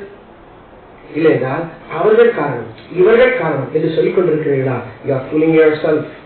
இன்னாரால எனக்கு இந்த கஷ்டம் சொல்றீங்களா? அது சொல்கிறார், மனுஷனுடைய ஆவி கர்த்தர் தந்த தீபமாயிருக்கிறது, உள்ளத்தில் உள்ளவைகள் எல்லாம். It will search and examine all the innermost parts of his being. நம்ம ஆராய்ந்து பார்க்கணுங்க. Number 3, she was well known about her sitting. அவள் தன்னை மாத்திரம் இல்ல, தான் இருக்கக்கூடிய தேசத்தையே அறிந்திருந்தாள். எப்படி அறிந்திருந்தாள்? 2 சாமுவேல் 20:18. அப்பொழுது அவள் பூர்வ காலத்து ஜனங்கள் ஆபேலிலே விசாரித்தால் வழக்கு தீரும் என்றார்கள். Then she said, in the past, people used to say, they would certainly ask advice at Abel, and so they certainly were. இந்த அம்மா ஒரு காரியம் சொல்றாங்க. She was well known about the city. Number 1, she was a wise lady. அவள் புத்தியுள்ள ஸ்திரீ. 2வது, தன்னை சுற்றிலும் நடைபெறுகிறதை அவள் அறிந்திருந்தாள். மூன்றாவது, தன்னை மாத்திரமல்ல, தான் இருக்கக்கூடிய தேசத்தை குறித்த வரலாற்றை கூட அறிந்திருந்தாள். என்ன வரலாறு? She was well known about the history of his own nation, of his own country, of his own city. She was a wise lady who was from the city and she was well known about her city. என்ன சொல்லுச்சு? அவளுக்கு ஊருக்கு பேர் என்ன பேரு? கேள்வி. நீங்க தமிழ் என்னவே எல்லாரும் இருக்கலாம். நான் பார்த்து சத்தம் போட்டுருக்கலான்னு தெரியல. இல்லையா? நீங்க சிரிக்கிறதா பார்த்தா அப்படிதான் சரி. பாதி இருப்போம் மாஸ்டர், சீக்கிரம் முடிக்க கஷ்டம் தான் முடிக்கிறது. ஆவேலில என்ன செய்ய? அந்த அம்மா சொன்னாங்க, ஆவேலில நீங்க வந்தீங்கன்னா இங்க வழக்கு தீரும். அந்த ஊருக்கு ஒரு பேர் இருந்துச்சு. என்ன பேர் அப்படின்னா, whoever comes to us will get a good judgment. Their dispute will be settled. எங்க கிட்ட யாரெல்லாம் வந்தாங்களோ ஒரு காலத்துல இருந்து, from the ancient times, there is a saying that whoever comes to us, their problem will be settled. எங்க கிட்ட வந்தா அவங்களுக்கு தீர்வு கிடைச்சிடும் அப்படின்னு சொல்லுகிற ஒரு பழமொழி அந்த ஊருக்கு என்ன செஞ்சுட்டு இருந்துச்சு. இன்னொரு பேரும் அந்த ஊருக்கு இருந்து வாசிங்க. 2 சாமுவேல் 20ஆம் அதிகாரம் 19வது வசனத்தினுடைய பின்பகுதி. 2 Samuel chapter 20 verse 19b. நீ இஸ்ரவேலிலே தாய் பட்டணமாய் இருக்கிறதை நிர்மூலமாக பார்க்கிறதோ, நீ கர்த்தருடைய சுதந்திரத்தை விழுங்க வேண்டியது என்ன என்றால், You are seeking to destroy a city and a mother in Israel. Why will you swallow up the inheritance of the Lord? இதமா என்ன சொல்றாங்க? இந்த ஊரை பத்தி இன்னொரு ஊர் பேர் சொல்லப்படுகிறது. இந்த ஆவலுக்கு என்ன பேர் இருந்துச்சா? இந்த ஆவலுக்கு தாய் பட்டணம், மதர் இன் இஸ்ரேல். அம்மா எல்லாருக்குமே இந்த மொத்த இஸ்ரேல் தேசத்துமே எங்க ஊர் பேர் என்ன பேரு? தாய் சபை அப்படி சொல்லுவாங்க. எங்க அம்மா அப்படி சொல்லுவாங்க. அதே மாதிரி இந்த ஊருக்கு இப்படிப்பட்ட பிரியமானவர்களே, 2 சாமுவேல்ல திருப்பி எங்க 2 சாமுவேல் 20ஆம் அதிகாரம் 1வது வசனத்தை நீங்க வாசி பாத்தீங்கன்னா அங்க சொல்லியிருக்கு பாருங்க. நான் வாசிக்கிறேன். அப்பொழுது பென்யமீன் மனுஷனான பிக்கிரியின் குமாரனாகிய சேபா என்னும் பேருள்ள பேலியாளின் மனுஷன் ஒருவன் தற்செயலாய் அங்கே இருந்தான். அவன் எக்காலம் மொழி, எங்களுக்கு தாவீதிடத்தில் ஈசாயின் குமாரனிடத்தில் எங்களுக்கு இஸ்ரவேலே நீங்கள் அவரவர் தங்கள் குமாரர்களுக்கு. அப்பொழுது இஸ்ரவேல் மனுஷர் எல்லாரும் தாவீதை விட்டு பின்வாங்கி பிக்கிரியின் குமாரனாகிய சேபாவை பின்பற்றி போனார்கள். யோர்தான் தொடங்கி இஸ்ரவேல் மட்டுமல்ல, யூதா மனுஷர் மட்டும் தங்கள் ராஜாவை. இதுதான் சூழ்நிலை. நல்லா கவனிங்க. Among the 12 tribes, only 11 tribes. It's because of this particular person called Shiva, son of Bikri. Everybody they went behind him. எல்லாருமே மேலாக 16 கோத்திரம். தாவீதுக்கு இது ஒன்றும் புதிய அனுபவம் கிடையாது. பையன் அப்படி செஞ்சா இப்போ இன்னொரு எழுதி இருக்கிறான். எழுதி இப்படி கூட்டிட்டு கொண்டு போயிட்டான். அப்போ இந்த புத்தியுள்ள ஸ்திரீக்கு எல்லாமே தெரியுது. என்ன தெரியுது? சுத்தி நடக்கிறது தெரியுது, நாட்டுக்குள்ள என்ன நடக்குங்கிறது தெரியுது. அப்போ ஏற்கனவே நல்லா கவனிங்க, அப்சலோம்ல இருந்து மீண்டதே முந்தின 2 அதிகாரத்துக்கு முன்னதான், ஒரு சில அதிகாரம் முன்னதாகலாம். இப்போ நாளே இப்பதான் கொஞ்சம் குறைய ஸ்டேபிளா வந்திருக்கு. It's almost some few days or few months after only the entire kingdom came into peace. மொத்த தேசமே இப்பதான் சமாதானத்துக்கு வந்திருக்கு. அதுக்குள்ள ஒரு என்ன செஞ்சா இன்னொரு பிரச்சனையே காச்சு. இப்போ இந்த நல்லா கவனிச்சு பாத்தீங்கன்னா எந்த கோத்திரம் மட்டும் தாவீதை பின்பற்றுச்சு? பாத்தீங்கன்னா எந்த கோத்திரம் மட்டும் தாவீதை பின்பற்றுச்சு? அப்ப இந்த ஆவேல் படமே யாருக்கு பின்னால இருக்கு? இந்த ஆவேல் படமே யாருக்கு பின்னால இருக்கு? தாவீது கூட இல்ல. இந்த படமும் தாவீதுக்கு விரோதமாக என்ன செய்கிறார்கள்? இருக்கிறார்கள். இப்போ நல்லா கவனிங்க, இந்த தாவீதை எதிர்த்தவன் எங்க இருக்கான்? The person who stood against King David was in இந்த பிக்கிரியின் குமாரனாகிய சேவா எங்க இருக்கா? இந்த ஆவில தான் இருக்கா. இப்ப நல்லா பாருங்க, இந்த அம்மாவுக்கு ஊர் பத்தி தெரியுது. எப்படி தெரியுது? எங்க அப்பா யாரு, எங்க அம்மா யாரு. கரெக்ட் தான். பிக்கிரிக்கு பிள்ளையாண்டா யாருக்கு எங்க இருக்கான்? ஓட்டு இருக்கிற வரைக்கும் நீ தாய் பட்டணமா இருந்தானே, அப்பா பட்டணமா இருந்தானே, பிக்கிரின் வேணாய் சேவாவினை வெளியேற்பு. அல்லேலூயா. கிறிஸ்துவுக்குள் பிரியமானவர்களே, சேவாவை உள்ள வச்சுக்கொண்டு நம்ம பெருமை பீத்தி கொண்டு இருக்க முடியாது. சேவா இருக்கிறாரா? தாவீதை எதிர்க்கிறவன் அவனை பார்த்து சொல்றான், தாவீதிடத்தில் எங்களுக்கு பங்கும் இல்லை, ஈசாயின் குமாரனாகிய தாவீதிடத்தில் பங்கும் இல்லை, கர்த்தரும் இல்லை. ஈசாயின் வேரிலே அடிமரத்திலே வந்தவர் இயேசு கிறிஸ்து. இந்த சேவா சொல்றாரு, இந்த ஈசாய்க்கு பிள்ளைக்கு எங்களுக்கு பங்கு கிடையாது, கர்த்தரும் கிடையாது. அப்படி சொன்னவங்க இந்த புத்தியுள்ள ஸ்திரீ இருக்கிறாள் அல்லவா, இந்த புத்தியுள்ள ஸ்திரீ தன் நாட்டை பெருமையாய் பேசிக் கொண்டிருக்கிறாள் அல்லவா, அந்த ஊர்ல தான் ஒளிந்து கொண்டிருக்கிறார். The same Shiva who went against this King David was hiding himself in the same city called Abel. And this woman was boasting about her city, this Abel. If anybody comes here, we will give you justice. We will give you. We will settle down your disputes. We are your mother in Israel. அவர் என்ன செய்கிறார்? பிரியமானவர்களே, நம்ம குடும்பத்தை பத்தியோ நம்மளை பத்தியோ பெருமை பார்த்து கொண்டிருக்கிறதுல வித்தியாசம் இல்லை. விக்கிரியின் குமாரனாகிய சேபா வெளிமத்திக்கு போடப்படணும். எங்க போடணும்? வெளியே வரணும். அது வராம நம்ம என்ன பெருமை பீத்தாலும் எனக்கு சொன்னேன். இந்த வசனத்துல போட்டிருக்கு, ஆமேல வந்தா என்ன கிடைக்கும்? வழக்கு தீர்ந்துடும், பிரச்சனை சால்வ் ஆயிடும். அப்படின்னா என்ன சொல்லுகிறது? City of able was known for its system. ஆமேல் அப்படிங்கிற இந்த ஊரு ஞானத்திற்கு சம்பந்தப்பட்ட ஒரு ஊர். வேதத்துல ஞானம் அப்படின்னா எதுக்கு ஒப்பிடப்படுகிறது என்றால் கர்த்தருடைய நீதிக்கு ஒப்பிடப்படுகிறது. கர்த்தருக்கு பயப்படுவதற்கு whenever we talk about wisdom in Bible, it's always refers to righteousness, the God's righteousness, the fear of God. தேவனுடைய நீதிக்கும் தேவனுடைய பயப்படுதலுக்கும் ஒப்பிடப்பட்டிருக்கு ஞானம். கர்த்தருக்கு பயப்படுதலே. அப்போ ஞானம் எப்போ வரும்? கர்த்தருக்கு பயந்தாதான் வரும். ஆபேலுக்கு போனா ஞானம் வெளிப்படும் அப்படின்னு போடுது. ஆபேல்ல எங்க போனாலும் விஸ்டம் இது வரும் அப்படின்னு போடுது. ஆனா ஏதோ சொல்லுது, உனக்கு ஞானம் வேண்டுமானால் நீ யாருக்கு வரணும்? ஏன் வா, ஊரை பத்தி பெருமை பாராட்டி கொண்டிருக்காரு. நீ படித்திருக்கிற படிப்பை குறித்து பெருமை பாராட்டி கொண்டிருக்காரு. உன்னோட தேவமே இருக்கா? நீ ஞானம் இருக்கிறது சொன்னால் ஒருவேளை if wisdom only takes all the places in the entire history, then Aristotle and Plato, the great philosophers of Greece, they supposed to be in the Holy Scripture. Aristotle, Plato போன்ற ஞானவான்கள் தான் அந்த உலகத்துல பெரியவர்களாக இருந்தால் இந்த வேத புத்தகத்துல யார் பேர் வந்துடணும்? அரிஸ்டாட்டில் பேரும் பிளேட்டோ பேரும் வந்துடும். இன்னைக்கும் அரிஸ்டாட்டில பத்தியும் பிளேட்டோ அப்படிங்கிற பெரிய தத்துவ ஞானிகளை பத்தி புத்தகத்துல பாடங்கள்ல நம்ம படிக்கணும் இல்லையா? ஆனா ஏன்னு சொல்லுகிறது, சோ வாட், அவங்களுக்கு பெரிய ஞானம் இருந்தா அந்த ஞானம் தேவையில்லை. ஆனா கர்த்தர் தருகிற ஞானம் எதுல வரும்? கர்த்தருக்கு பயப்படுதலே. எங்க ஊரு பெருசு, நான் பெருசு, நான் எப்படி விஷயமே இல்லை. தேவபயம் இருக்கா? தேவபயம் இருந்தாதாங்க பிக்கிரியின் குமாரனாகிய சேபாவை வெளியேற்றிக்கு போட முடியும். தேவபயம் இல்லாம நான் ரொம்ப அறிவான ஆள், நான் ரொம்ப ரொம்ப புத்திசாலி, என்னை யாரும் வந்து என்ன செய்ய முடியாது, செய்யவே முடியாது. இந்த பெண்மணியை பார்த்து பைபிள் சொல்லுறது, அந்த புத்தியுள்ள ஸ்திரீ அந்த பட்டணத்தில் இருந்து இந்த பட்டணத்தில் இருக்கிற அந்த புத்தியுள்ள ஸ்திரீக்கு தேவ ஞானம் இருந்துச்சு, வெறும் ஞானம் இல்லைங்க, கர்த்தருக்கு பயப்படுகிற பயம்.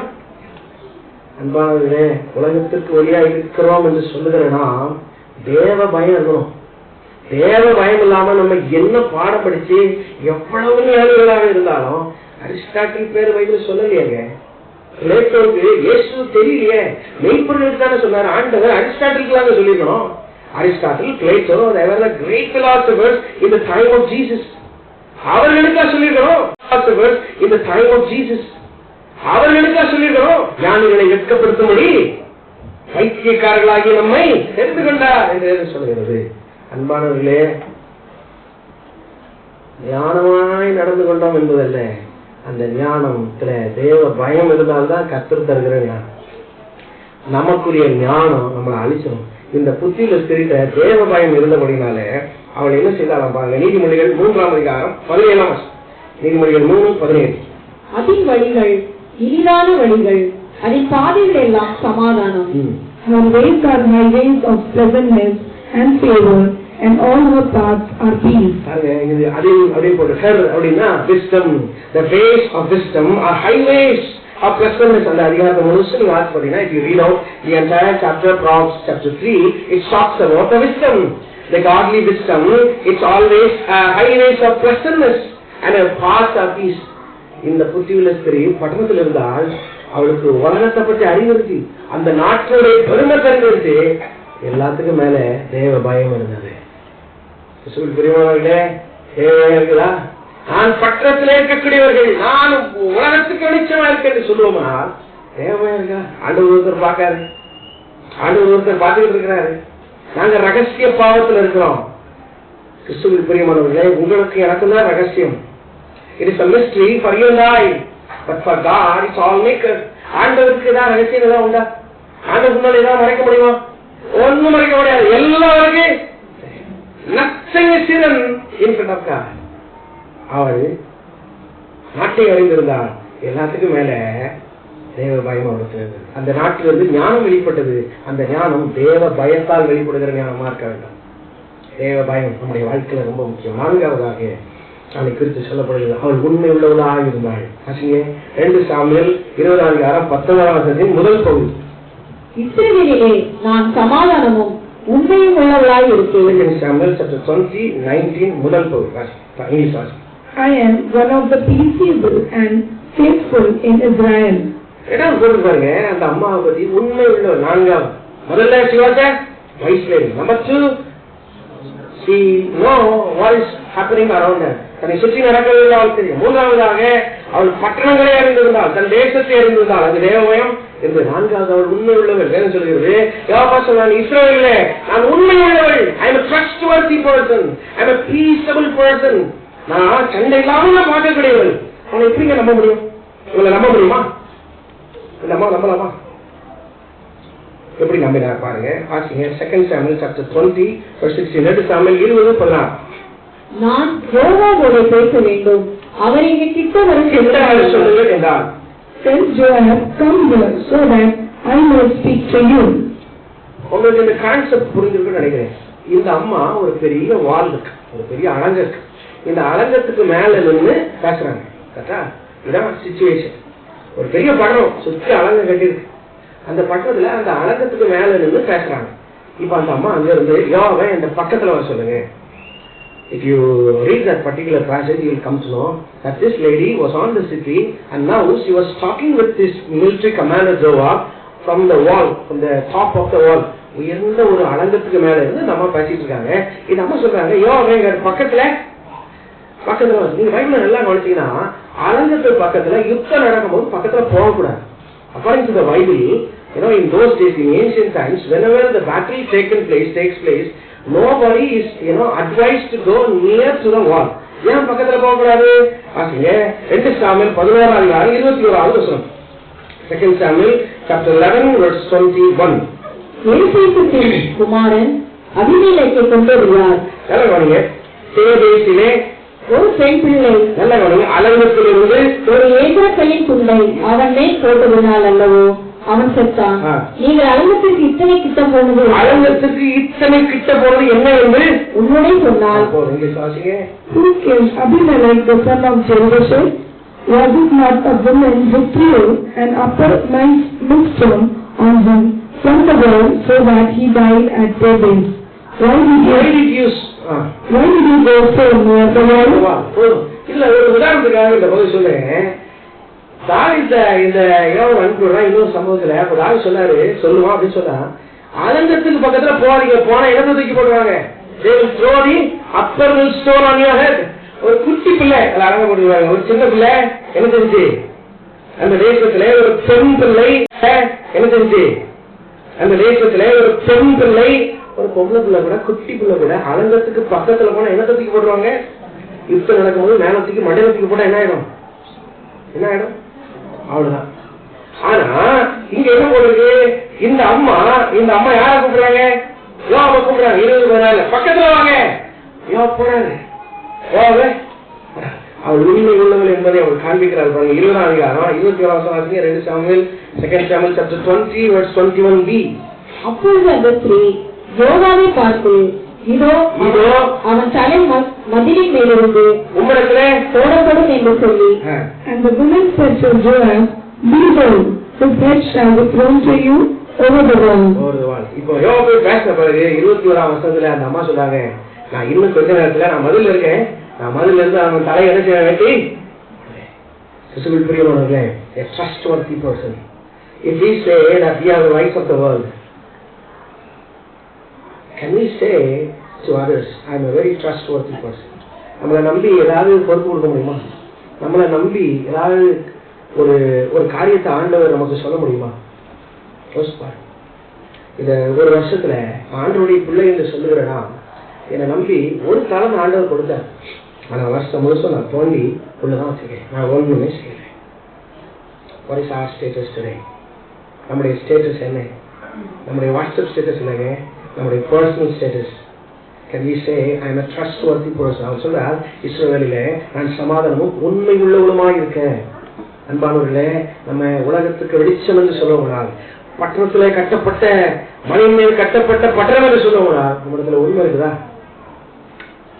நம்முடைய வாழ்க்கையில யாருக்காவது பணம் வாங்கிருப்போமே, எத்தனை கொடுத்தோமா?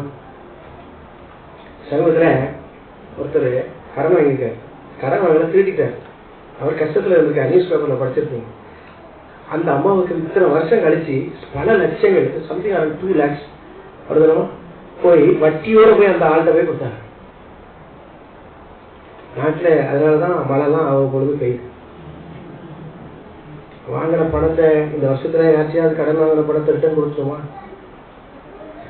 உங்க வீட்டுக்கு பாத்திரம் வந்துருக்குங்களா? சாப்பாடு அந்த தட்டு டம்ளர் போயிட்டா ஆண்டவர் அதுதான் பாக்குறேன். இந்த பாத்திரம் இந்த டம்ளர் ஒன்று இருக்குல்ல, அதனால இந்த பத்திரம் போற வரைக்கும் உங்க வீட்டுல நான் ஆசீர்வதிக்க மாட்டேன். நீங்களே சொல்லுவாங்க, கோயில்ல இருக்கிற ஏதாவது டம்ளர் பாத்திரம் பாட்டு புஸ்தகம் பாருங்க. ஆண்டவர் he is a fussy God. இங்கிலீஷ்ல ஒரு வார்த்தை fussy God. The one who gives importance to tiny things. கண்ணுக்கே தெரியாது. இதையெல்லாம் பார்க்காங்க இவங்க. பாப்பாருங்க ஆண்டவர் அடிக்க பேசு அடிச்ச நீ போகண்டா, எங்க போகண்டா, காரணத்துல போகண்டா. You will not be given an opportunity going to the promised land. God is a fussy God who gives importance to tiny things. உங்க வீட்டுல யாருக்குமே தெரியாத ஒரு இடத்துல நம்ம உண்மையா இருக்கும் பாருங்க, அதை முதல் கொண்டு கத்தர் பாப்பாருங்க. உண்மையா இருப்போமா? உண்மையா இருந்திருக்கிறோமா? இந்த அம்மா சொன்னாங்க, நான் உண்மை உள்ளவர். பக்கத்துல வாங்க, நான் பேசுறேன். தெரியும் பக்கத்துல போனா மேல வந்து எந்த காலத்துக்கு என்ன செஞ்சிருவா போட்டுவா. He knows such a mighty person he was. ஆனா அவர் துணிந்து போனார். He daringly went near to the wall and was talking with that lady who was a wise woman who knows what is happening around her, who is a trustworthy person. She is well known about the city where she lived.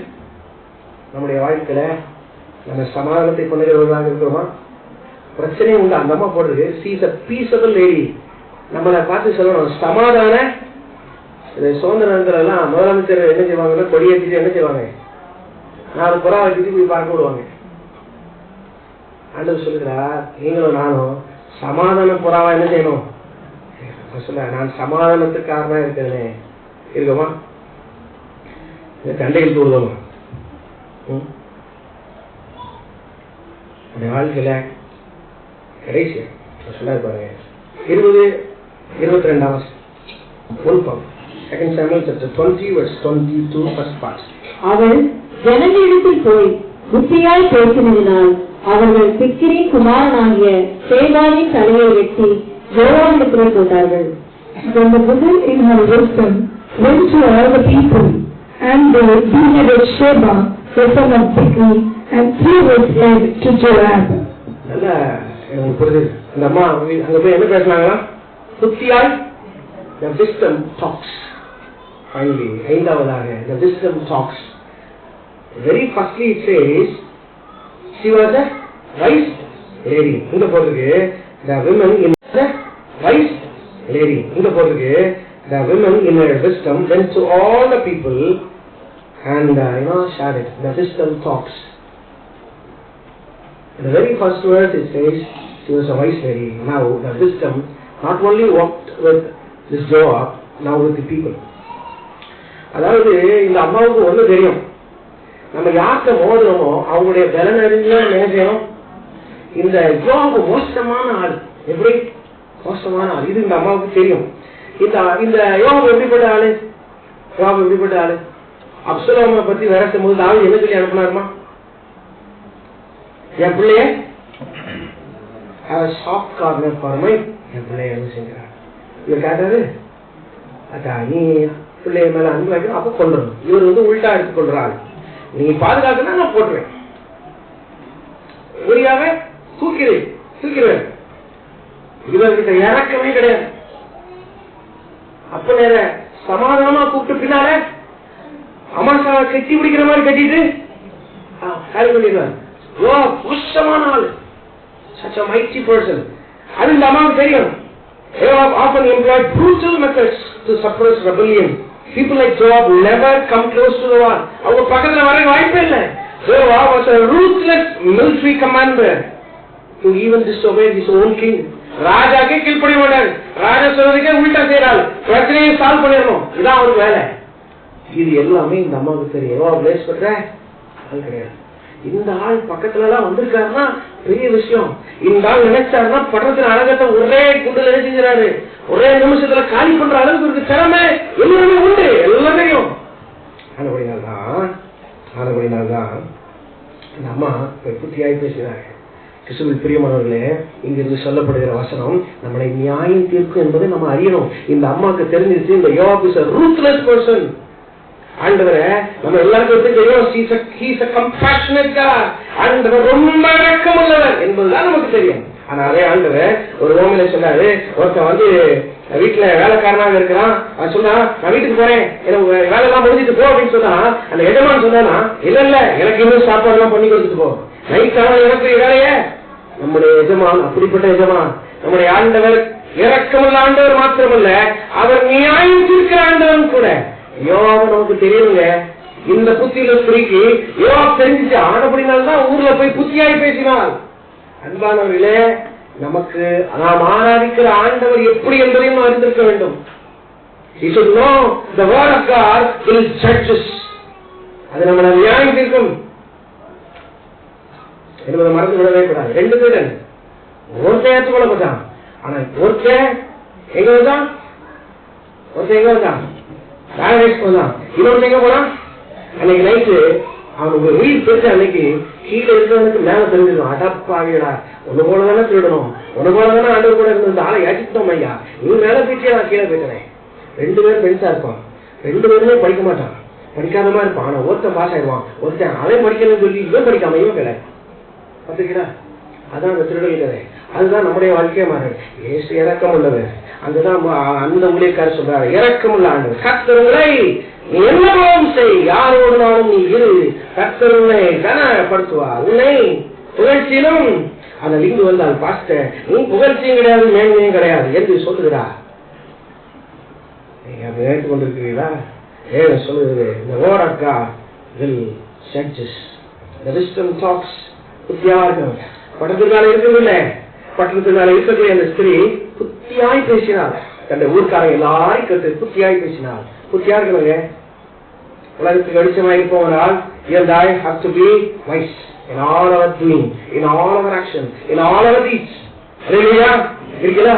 கொஞ்சம் conclusion. கடைசியாக இந்த ஊர் விட்டு போறாங்களா இல்லையா? 22ஆம் வசனத்தின் பின்பகுதி 2 Samuel chapter 20 verse 22b. அப்போது அவன் எக்காலம் ஓதினான்.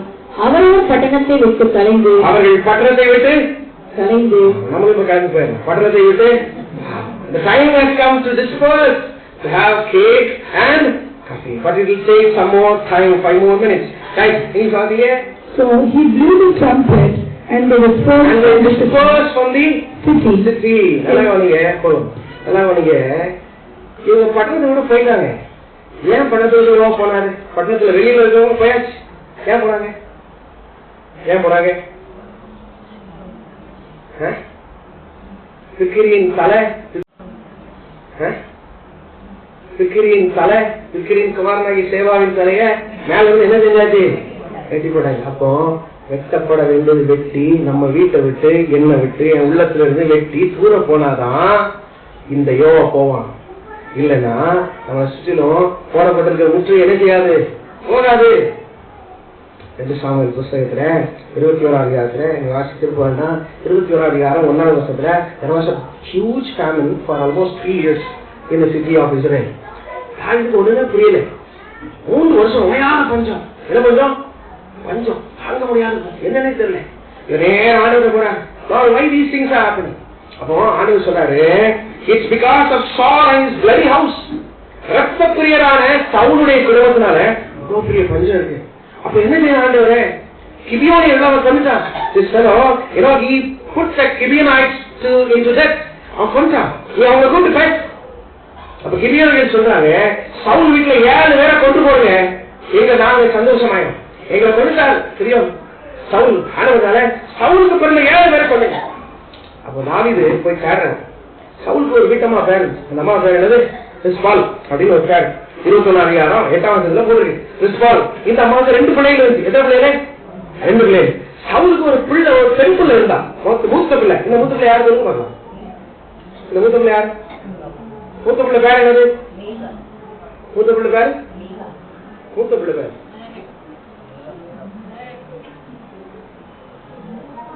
மூத்த பிள்ளை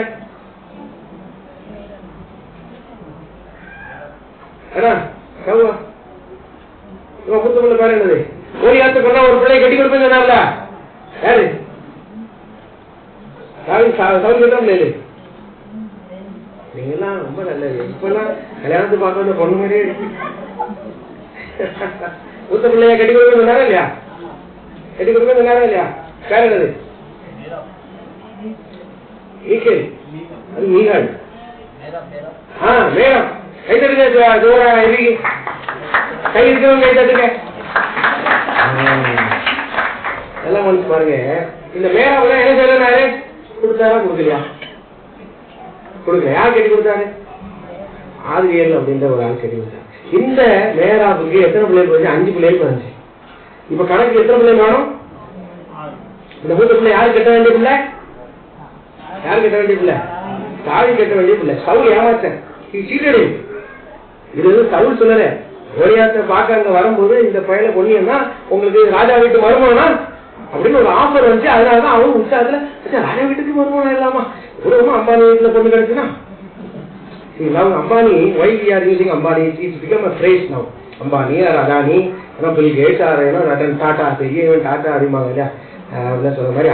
So it become a phrase now. Ambani. So Ambani வீட்டுல பொண்ணு கிடைச்சா விடுவாங்களே.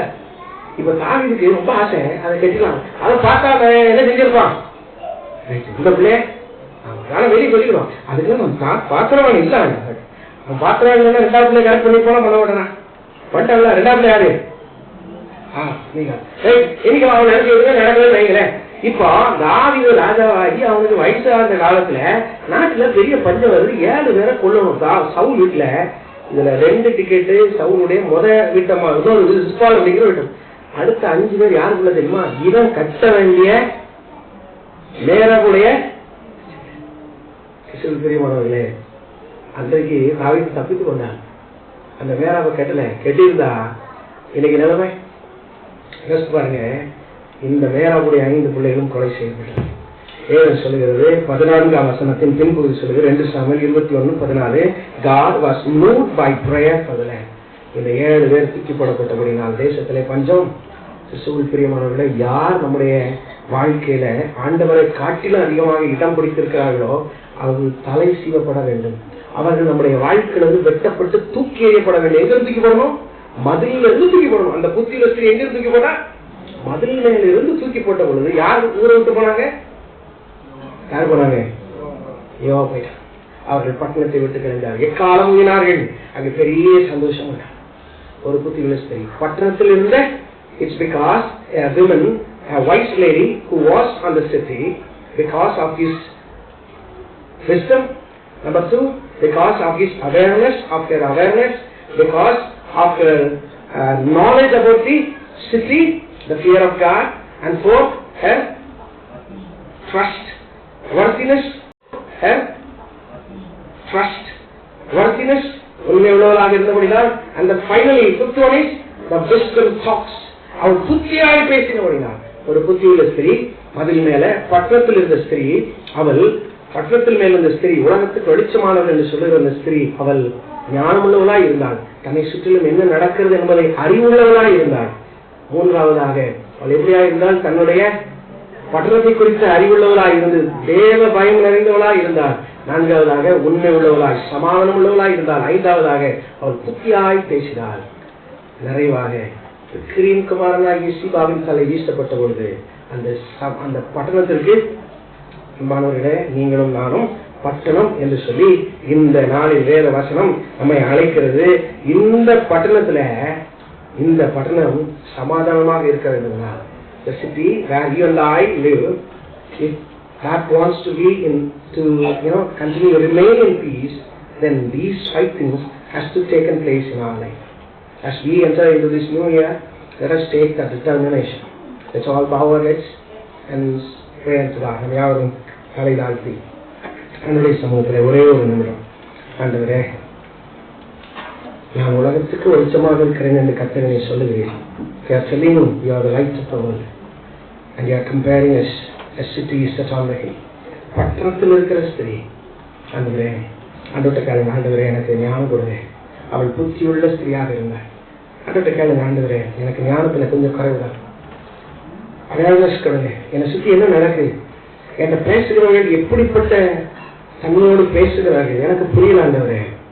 I'm not aware of people. I'm not able to discern things. I'm not able to discern people. கேளுங்க ஆண்டவரே, எனக்கு அவேர்னஸ் இல்லை, சில காரியங்களை குறித்து அறிவில்லை, நான் புத்தி இல்லாம சில காரியங்களை செஞ்சிடுறேன், பிறகு வருத்தப்படுறேன்.